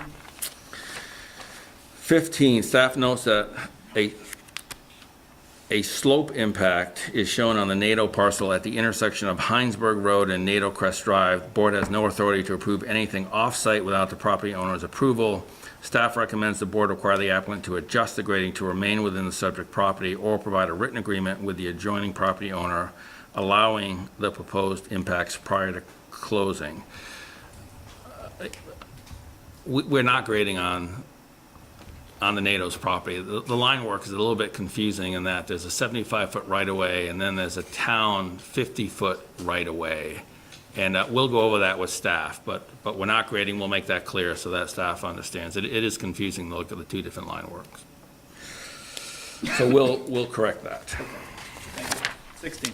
Staff recommends the board require the applicant to revise their request to include only buildings which actually need an alteration of pre-construction grade to allow the board to better understand the proposed impacts under this criteria, and further recommends the board consider whether to require the applicant to show their request graphically on the plans in order to provide a visual way for the board to evaluate the request.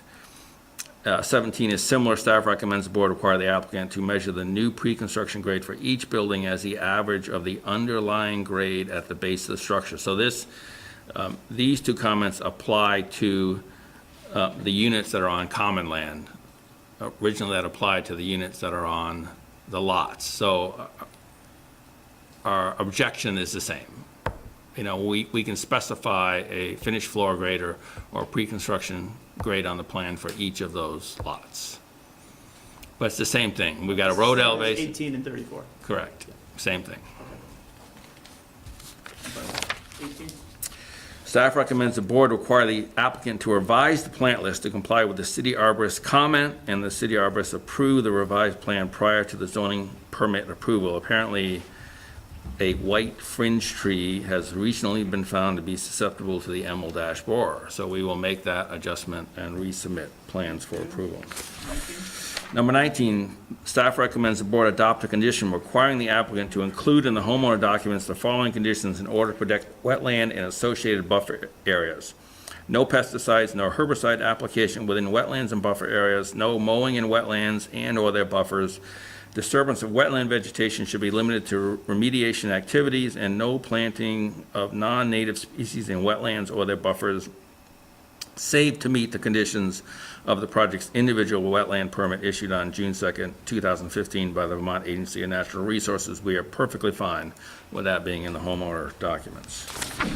Number 20. 20, the overall open space management plan indicates boulders delineating the neighborhood park land B and D, but those are not shown on the landscape plans. Staff recommends the board require the applicant to confirm all delineation features are consistent between plans. We will make that correction.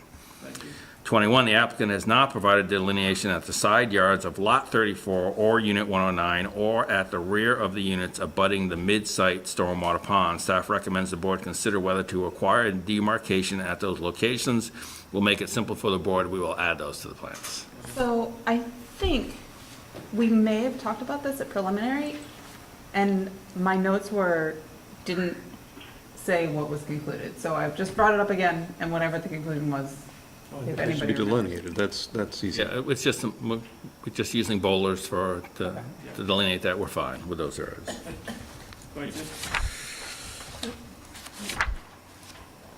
Applicant met with the Recreation Park and Parks Committee at their December 2016 meeting. Minutes from that meeting note that the committee was going to provide a list of recommendations to the board. Meeting took place between two separate sketch plan applications for the project, and thus the committee recommendations were never reviewed by the board. Staff is attempting to locate the committee recommendations, and we'll have an update for the board at the hearing. Yes. How's that going? Yeah. Should have wrote myself a note on that one. I'm sorry, guys. Yeah, we're coming back again, so you'll have another crack at it. 2 years ago. We would, if you do find any, we'd appreciate it if you forward them to us, though, so we can address them in advance if we. I mean, you don't have them need. either. Let's put a pin in that one. Number 23. Yeah. I'll be curious to see if they exist, but the board found this criteria met at preliminary plat. Staff notes the submitted landscape plans indicate that they have been revised for the final plat submission, but is unable to identify what has changed. Staff recommends the board ask the applicant to identify what has changed on the landscape plans in order to determine whether these criteria need to be re-evaluated. So most of the landscape plans didn't change, but we always change the revision date on the plans, because when we refer to the plan set, instead of having to list each plan and its date, you can just say the plan set 1 through 35 dated such and such. The only plan that changed is we actually added a plan. We added L6, which was the street trees along NATO Crest, because Mr. NATO pointed out to us after the last meeting is, hey, how come there's no street trees up by my house? And it's like, you're right, there's no street trees. So we added that plan, and that's been the change. 24, staff recommends specifically considering the use of the word guideline in the name of these documents, that the board require compliance with these documents as a condition of approval. So we're talking about the residential building guidelines that talks about, the colors and the heights and the different features. So we'll label them whatever you'd like us to label them, to be quite honest with you. If you don't like guidelines and you want them to be requirements or something else, hey, just let us know. Take us about 2 minutes to fix that, so. Guidelines. So whatever you like there. We've had some historic discussions about the word may versus the word shall, and we don't need any more of that in our lives.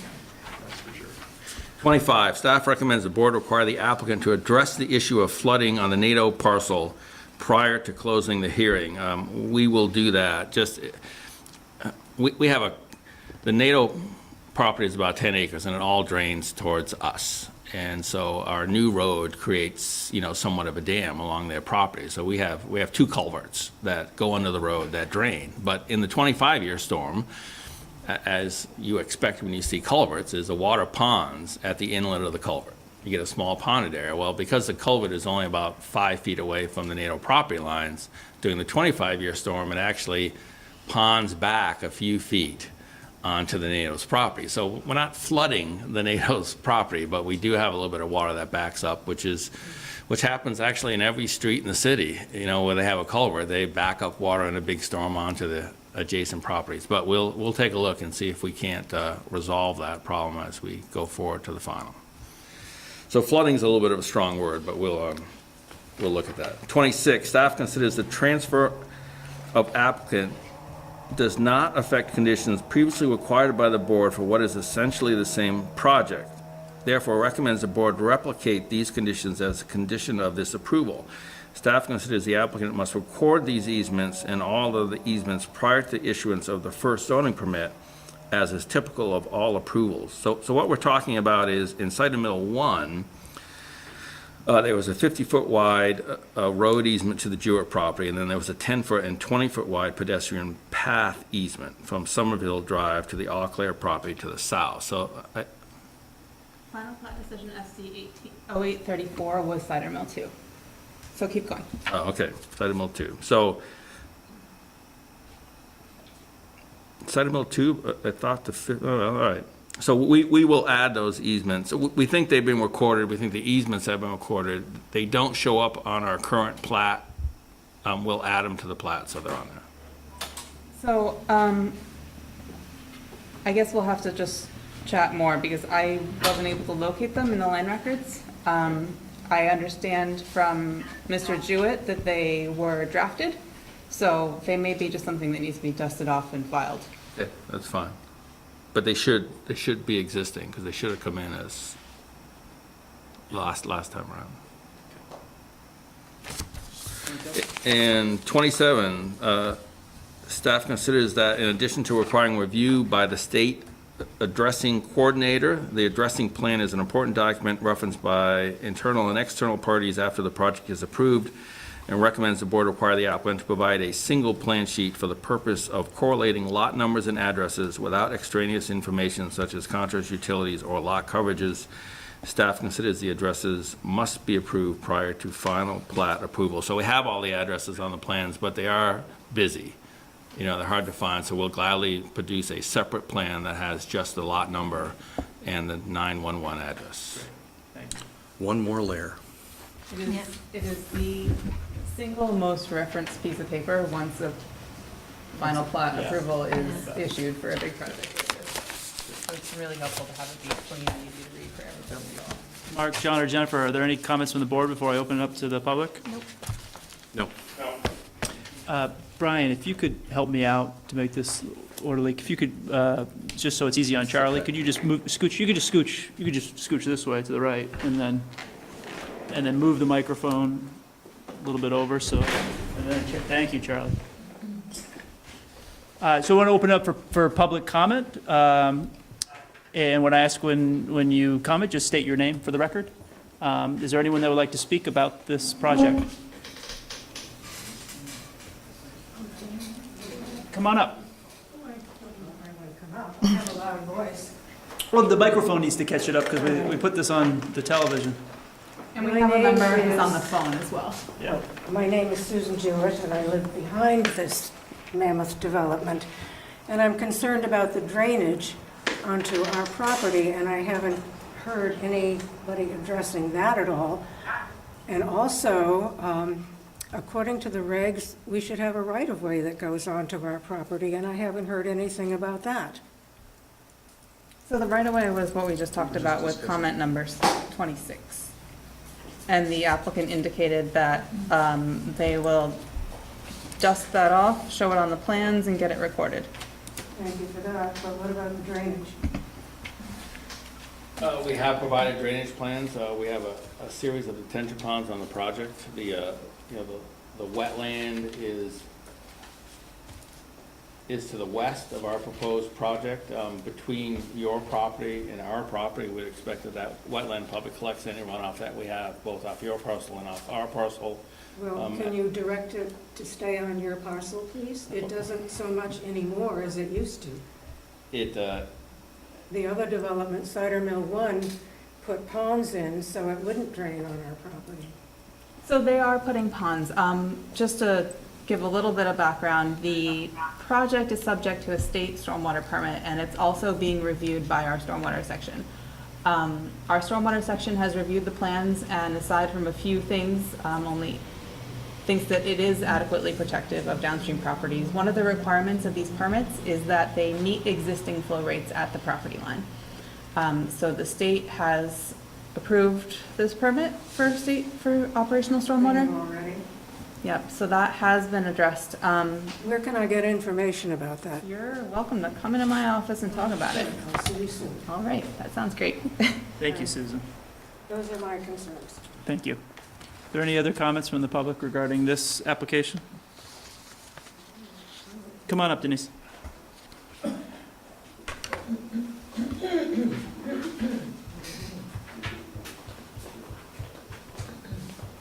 So I have some comments and questions. Could you state your name for the record Oh, again? Denise Olsky.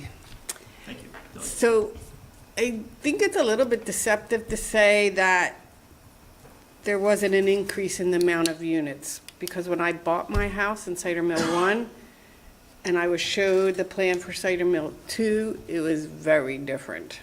And the units have been increased. They may have not been increased since the last meeting, but they certainly were increased over time. So I think, fair's fair, and say how many units it really was increased. So the other thing about the parking, I was just. Comment on these is. Yeah, I don't understand what you mean by that. Okay, so when I bought my house in Cider Mill 1, they also had a plan Stay for in this scenario. Bartlett Weaver when you. okay. Got it.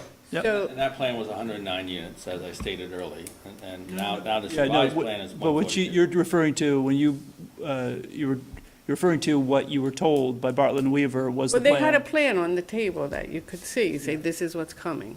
So I think you should record the real number of units of the increase from the very first. Yeah, and we have.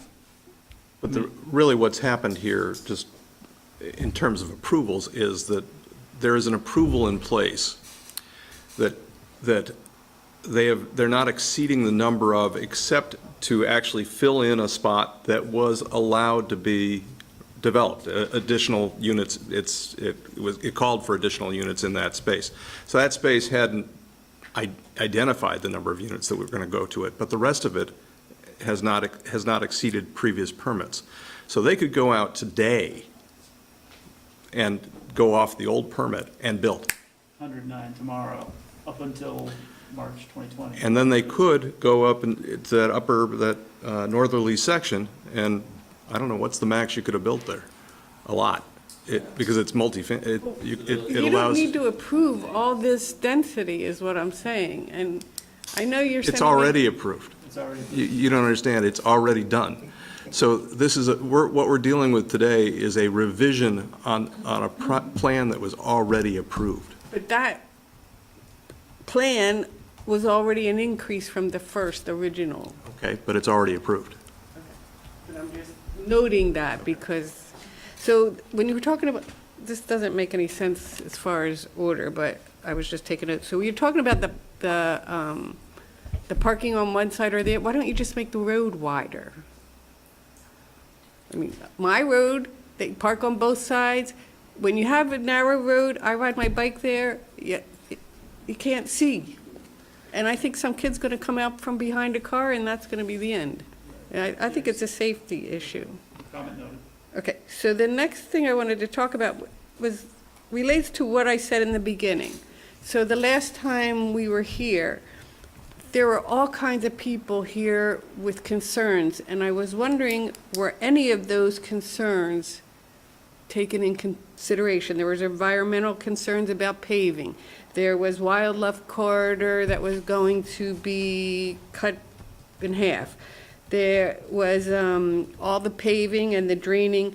And then he said something about draining into Cider Mill 1. I don't want them draining into Cider Mill 1. I don't think this is well thought out. Where is it going to drain?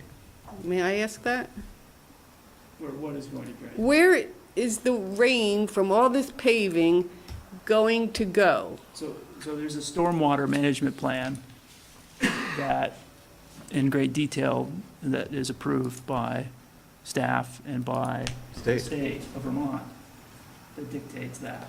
To make sure it doesn't get So off. can you We're tell not, me we're not which- stormwater experts. Okay, They're but can you paid tell me in professionals which to do that. direction it's going to go? Is it going to go to Cider Mill 1? Yeah, I'm trying to find the page that shows the master plan in the packet here, because I think that's probably the best way to show the locations of the plans. Looks like sheet 54, if you Are we C, don't D, mind. E, or which? The one you're in right now. Oh, So if Sheet you're going to 54. direct the water towards Cider Mill 1, that's, Well, just hang on while we pull up the plan to answer your question. So, Brian or Paul, would you like to point to where the drainage features are on the Cider Mill 2? So there's 3 stormwater detention areas, one there, one at the top, one here, and one here. Everything flows, but then it catches an existing wetland and starts going south, pretty much down through the property line. So it grades down, going to the wetland, the low spot, that's why it's a wetland, and then back up as you go towards Summerfield.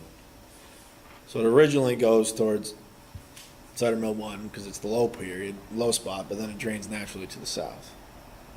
so is that higher than Cider Mill 1? Parts of it are. It's about the same. If you look at Heinsberg Road, Heinsberg Road is high Yeah. to the right, Dorset Street's to the left, and that's high, and then the parcels slope downhill basically to the middle of that plant. So that's the low spot between Heinsberg and Dorset. So Yeah. Cider Mill water all goes, basically Cider to Mill the catches this east channel. and catches that channel. But it's all flowing Our south. water all goes to the west and then flows south. So both flow in the same direction. Doesn't sound very concrete. So what is the connection, the road connection between the Cider Mill 2 and 1? And where are these Aurora people Road. going to, what street, Main Street are they going to use? So What's the does it go out to Heinsberg? Does it go out to Dorset? Yes. Yes. You can do Yes, both. yes, Both. please. You can do both. And how are you going to connect the 2 neighborhoods? Right. Can you point to it? Yeah. There's a new road, Aurora Road, that connects into Summerfield right there. And that's always been the connection point. That plan that they showed you, that Bartlett and Weaver showed you, always showed that connection there. And are they going to extend Cider Mill Road to where? So, as discussed today, Cider Mill Road will not be extended as a condition of this approval. Maybe. Well, yeah. Depends on how we vote. The board has to deliberate about that, but as it stands right now, that's not been proposed in this. What has been proposed is And how that. far are they that going What has to been proposed is extend $1,000 per unit impact fee in order to build the road at a future date. That's the proposal that essentially the developers has offered. But how far do they want to go? All the way to Heinsberg, or? No, they, You have to stay on the property, so it's just, can you identify that? Yeah. It's just this, No, it's no, there, it's in the that middle. chunk right there, yeah. yeah, little connection. Yeah, it's not going to go beyond. The only This time it is would go somebody beyond else's. that is if there were to be a development in that area, and then there would be a connection there. And then there'd be a whole different application. I guess my last comment is, somebody said that that was a generous offer, but it would only pay for 75% of how much it was really going to cost. Wouldn't pay for 75%. It wouldn't come close to that. So why would you put that burden on the taxpayers then? It's not on the taxpayer. Be the developer. So like where those solar panels, you know where the solar panel farm is? Yes. And then there's land next to the solar panels, and then there's land north. Someone at some date could say, I want to build on this property, and the land development regulations allow it. And at that point, a connection would have to be made, and they would pay for it. It probably won't be, it could be these guys, it could be a new developer, it could be someone. But in order for that to happen, it's likely, I can't say for certain, but it's likely that that connection would be made at that time, and that developer would be on the hook, not for 100% of it, if the $1,000 per unit offer happens, but for some percentage of paying for that road. But then once it's made, then the city is on the hook for maintaining it, right? And all the other city services. If it's a public street, the city pays to plow it and maintain it. Just wondering if you take into consideration, besides the environmental issues, the increasing costs for city services and sewage and all the other things that Taxes. make our taxes go up. No, but you're paying a whole lot of taxes, just as all these other people. If you put in, say, 142 houses, every one of them are paying taxes just like you do. Okay, but And the way that the city is going, more of those people are two-person families than 3 or 4 or with kids, and kids are the real expense in this town. 80% is school tax. And, well, so the point is, that we're an older generation.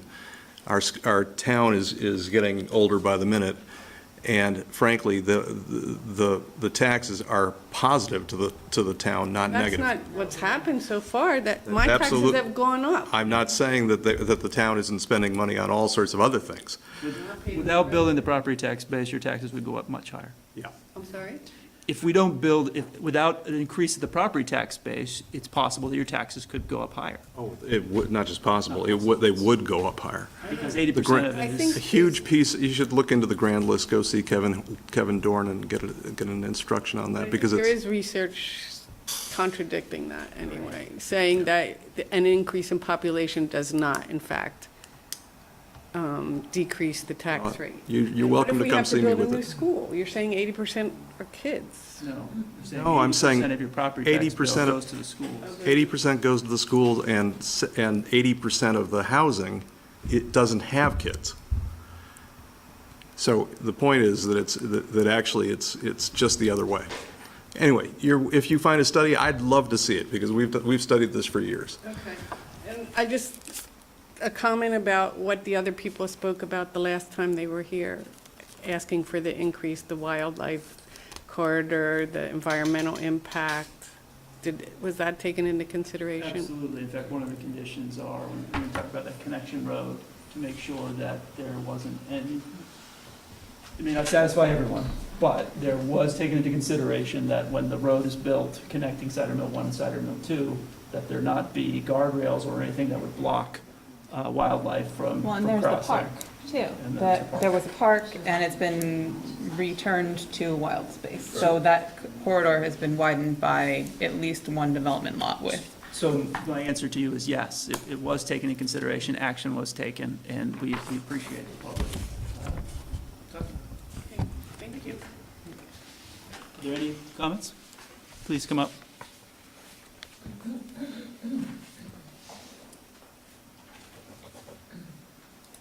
Good evening.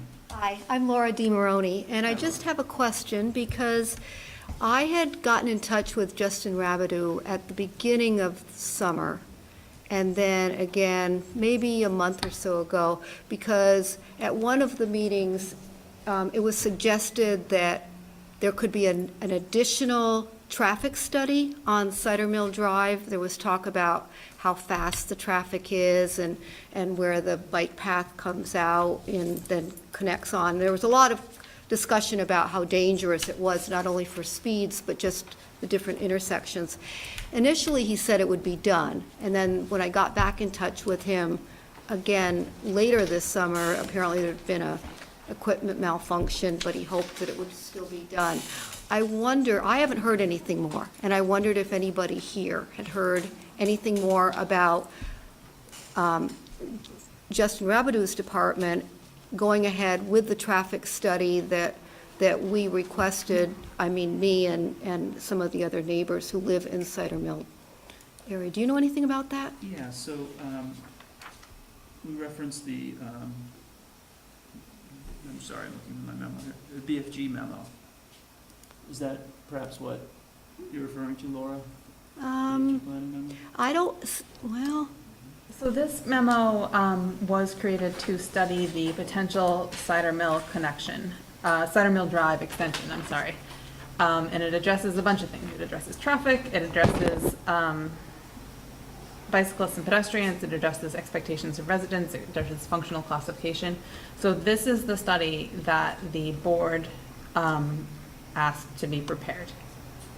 that talks about if the road were extended, right? It weighs whether, yes, it weighs in on whether they recommend the road be What extended or not. my discussions with Justin were, as it exists now, there seem to be some real serious issues about the safety on what Cider Mill, not so much new development, but just right now, what can be done to slow the traffic, make it safer for people crossing or just being on those roads.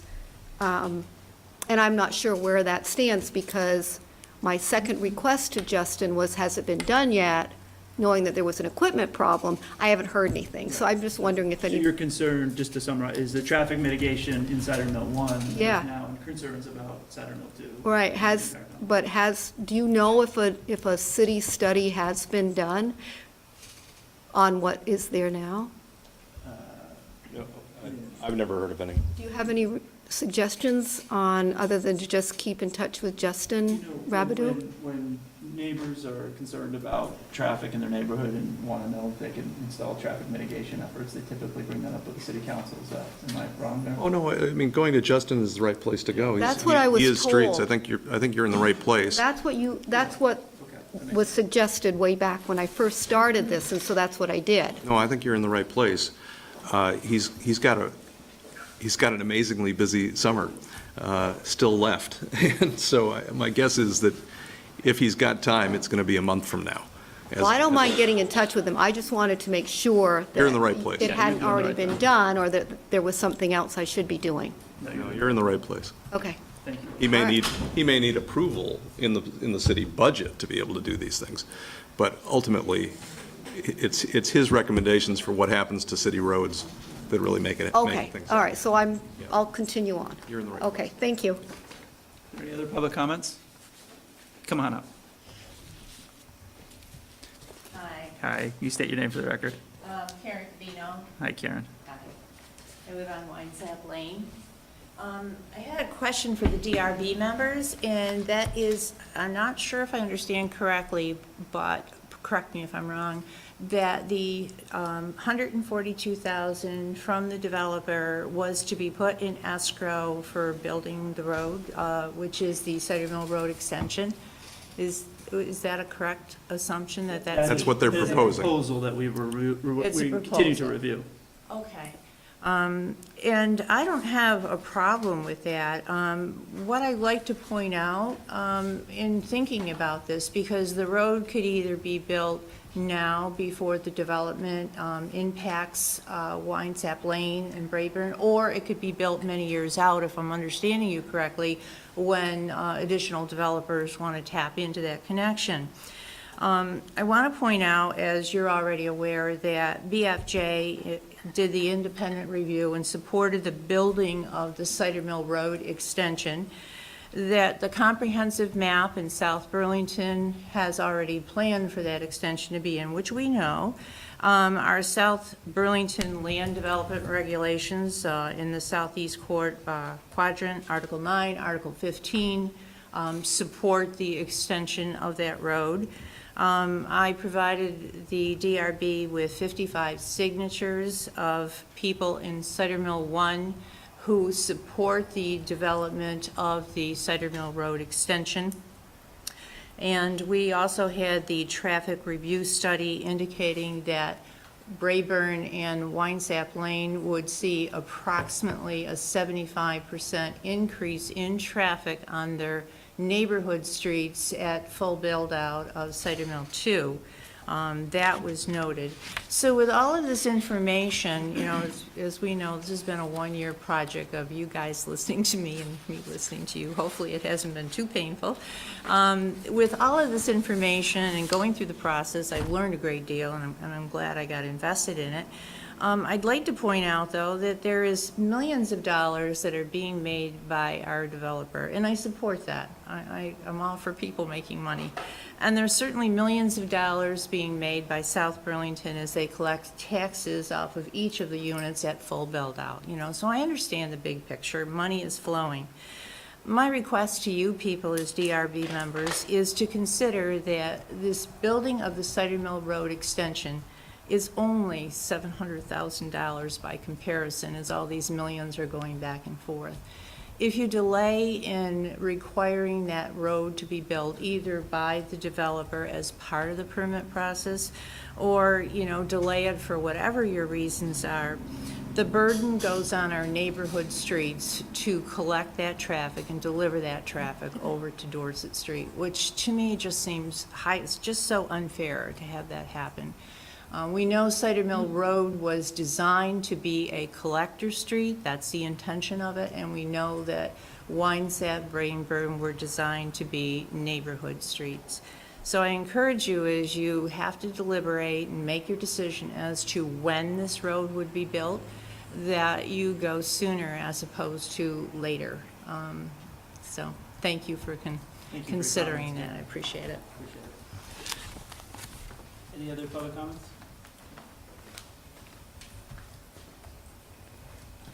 How you doing? State your name for the record. Jack Darling. I live on Winesap as well.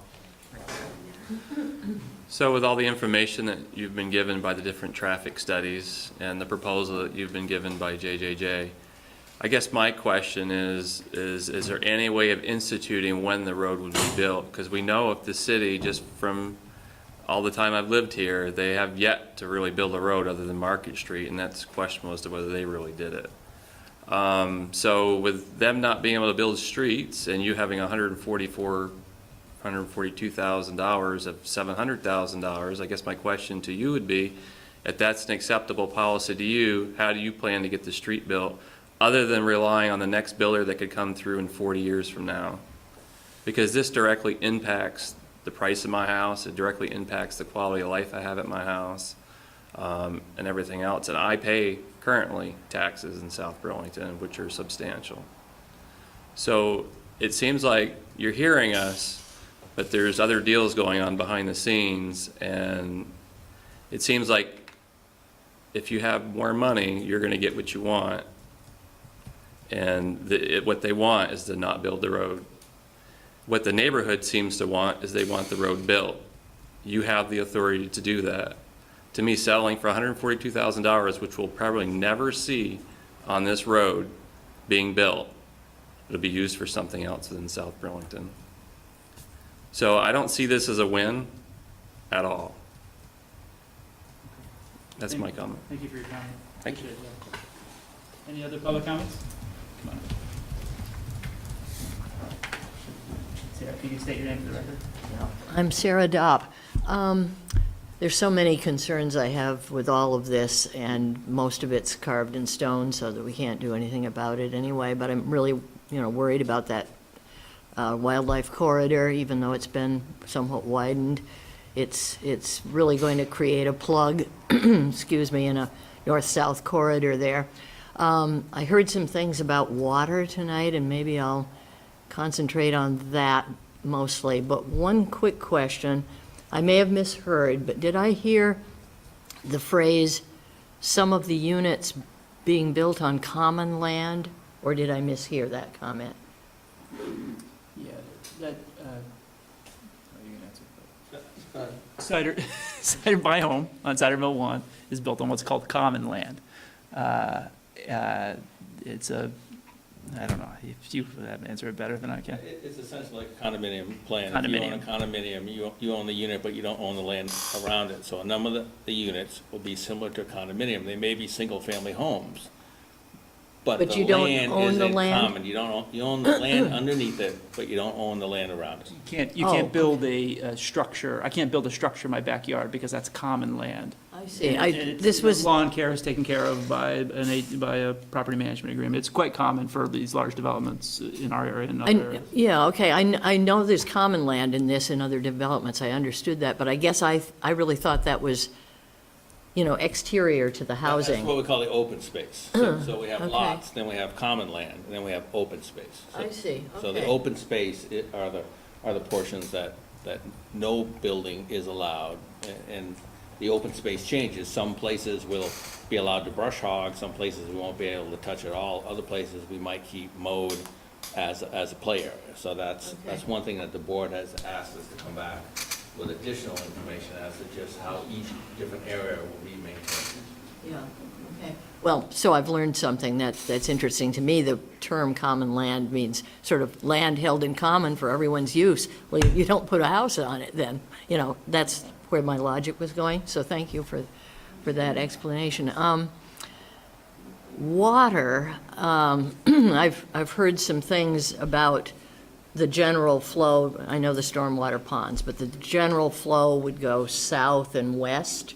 I think I heard that correctly. So where will the Scott property be impacted? It's this one? Exactly.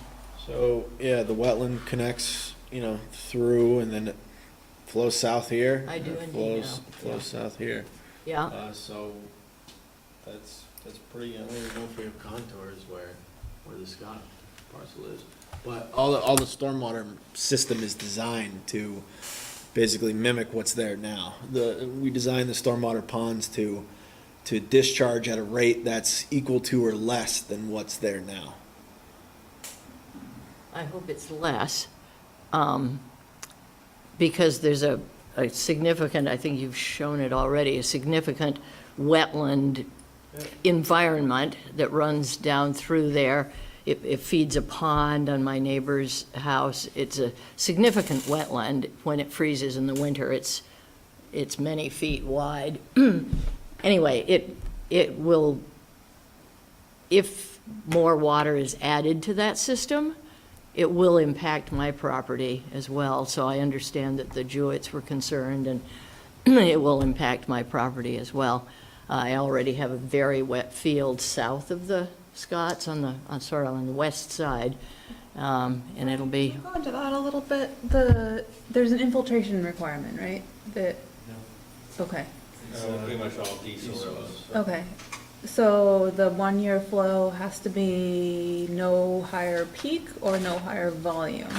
Just no higher peak then? Peak. Yep, Okay. everything's based on peak. Okay. So the water will be treated, the total volume will increase, but it'll flow out at a rate no greater than existing conditions. Correct. So that means you'll have, if the faucet is dripping today, it will continue to drip, but it'll drip all night rather than just after you brush your teeth. But ultimately, there'll be more water in the system. That's what I'm concerned about. Right. But that wetland today handles that drip. So the idea is that it will continue to handle that drip as long as it comes out at the same rate. If it became a torrent, then the state would consider that not meeting. But if it comes out at that same rate, then the state considers it adequately protective. Okay, well, that leads me to my next concern, which is a little bit, I'm hearing some trivialization of the notion of flooding. And interestingly, in the week that our friends to the south are experiencing the second of two 500-year floods within 2 years. In many parts of North Carolina where flooding has never occurred before. We sort of think in South Burlington, well, we're high enough, we don't have major rivers, we're not on the seacoast, you know, we're basically safe, but we also have really impacted and clay-based soils in this area of the city, so there's not great drainage. So when I hear statements like, well, the culvert would normally carry the water all right, but when it really rains hard, there'll be some inevitable ponding around the ends of the culverts. Okay, 25 or 30 years ago, not sure it's so okay 25 or 30 years from now, when I don't think we've got any conception of what major rain events will be like here and in many other places. So if we're building new infrastructure, I think we always ought to err on the side of planning for carrying more in the future, an area that we really can't predict. And I hope the state people are thinking of it in those terms as well, because we could really find ourselves in a bad place because we haven't anticipated. We're doing all this jerry-rigging of Mother Nature's systems for taking care of water and plomping all these houses in the middle of it. It's going to come back to bite us someday, and we may not be here, but our kids will be to deal with it. Another thing I want to know, and this is sort of in a general sense, not just about this development, but any development in South Burlington, we sit here in a meeting like this, we put many conditions on the developers, we increase their costs, we put many conditions there for them to meet, and they try their best to meet those while they're building. In 20 years, they've moved on to something else. The city doesn't seem to have any staffing particularly assigned to, I'm searching for the word at the moment, but monitoring developments and other projects for compliance officers of all sorts. You know, who signs off on the quality of the building work before occupancy? Who signs off that in 15 years, yeah, that wetland buffer really hasn't been mowed by the neighbors. The house has changed hands 2 or 3 times. Yeah, they read the paperwork, but we'd really like to not have those weeds there in our view. And, you know, stuff like that, creep happens over time. And I'm really concerned, not just about this development, but our pattern of just adding more and more and more without any provision for checking that these guys have really met your conditions up front, and that those conditions and others in our regulations are adhered to 15, 20, 50 years down the road when none of us are here. We need systems to monitor continuously and make sure that there's compliance in all sorts of arenas. Okay. Thank you for your comments, Sarah. Any other comments coming on? Can you state your name for the record? Good evening. I'm Dorothea Pinar. I live on Summerfield, and I'm here to basically support the plan for putting some money aside for building the road. When the extension of Cider Mill property is developed, people will be traveling past my house, so I just want to put that out front. We're concerned of the cut-through traffic that will be increased. We already have a lot of speed on that straightaway into Cider Mill. If we don't extend it and extend it all the way to 116, we're really inviting that cut-through because we're making it much easier. So that was our understanding when we purchased it. That was, and you can even see the little part extending toward the north, that was the intention. It wasn't intended to mitigate cider mill 2. So I think that that is a reasonable solution. If and when that extension ever gets built, I think we need to learn from what happened from the cider mill, that original section, that width is a problem, and it really invites speed. We don't have anything to mitigate that. We have 4 or 5 crossings that really need some bump out.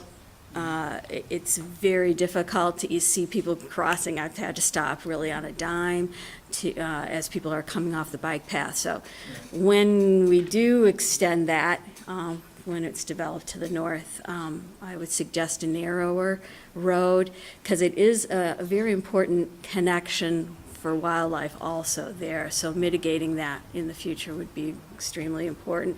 And to also put a pitch to developers, these developers, and even our own cider mill, is that we have a lot of open space that's part of the plan, and it's always mowed in the middle of summer, which is, discouraging as things are just about budding for our pollinators and birds. We decide to mow it down and make ugly grass, is what I call it. It doesn't do any good. It helped that open space, even though it's just grasslands and has wildflowers, really helps to mitigate the buffer zones to the water, to the wetlands. And it serves no purpose. So I'd ask the developers, if you have some open space, don't mow it until the first frost. And that will really help the wildlife corridor, even as narrow as it is. It does give a little extension to that. So basically, supporting their plan, and I think the Van Werts wrote a letter, Ned and Kay, to I have a letter from Barbara Groves. Oh, Is that- yeah, and they're here Is that also Barbara? from several, but I think I think Kay and Ned Van Wert sent something, Yep, and we so do. basically in support of their letter too. Thank you. Barbara, would you like to speak, or would you like me to summarize the letter, or go ahead? Sure, when someone writes in, if you feel like you didn't get a chance to, didn't say what you wanted to say, or think about something later, please feel free to submit a comment. If you're not here, I do try to at least, and Bill, if I'm not the chair, summarize what the comments are, just so we get a full scope of it. But go ahead, I'll put yours aside and you can summarize your own letter. Okay, my name's Mark Groves. I'm Barbara's husband. I live on Summerfield. We bought our house 2 years ago with the understanding both from Bartlett Weaver and the South Burlington Planning Board that the cider mill extension was only intended to be built when the land north of the solar panels was developed. When I spoke to the city planning board, they said there was no plan in place, and even if there was one put in place now, it probably would be many years before it was approved and development would start. So we bought that with the understanding that that would not be put through, because we don't want it to be put through. We feel it would negatively impact our quality of life on Summerfield because of the added traffic, that it was never intended to be an alleviate the traffic for Cider Mill 2. Cider Mill 2 was already approved and in place, and that was not part of the original approval for Cider Mill 2. It was not a condition of approval, and we don't feel it should be a condition of approval for their revision to the original plan. Not only traffic and quality of life, but we had concerns that Dorothea also voiced, is the wildlife there. We're right there on that corner, and we see 8-point bucks. I think Barbara included a picture of a 8-point buck in our backyard. There's animal trails that cut across there, that come and cut across that entire section of Summerfield, across the backyards of those 4 houses that are along Summerfield north of Brayburn. Right. So I just wanted to make that comment. Thank you for your comments, appreciate it. And thank you for your letter. Any other public comments? Hearing none, any other comments from the board? Mark? No, I'm good. John? So we've got a number of issues that we're going to address. Do we close in this situation, or do we No, continue. continue? You got a date? So if I don't think October 2nd is viable because the applicant would have to get us everything by this Friday. Right. How do you, how do you guys feel about? No, October 16th. We need it the Friday. Let me pull up a calendar. Let me just look at a calendar. That might be better. Okay, so October 16th. So I need it by October 5th. Today is the 18th, so that's a little more than 15 days. The next one's November 6th, Election Day. That's fine. Okay. I entertain a motion to continue this item to October 16th. I move we continue final plat application SD 1828 of JJJ South Burlington LLC to October 16th. Second. Motion second. All in favor, say aye. Aye. All those opposed? Thank you very much. Thank you.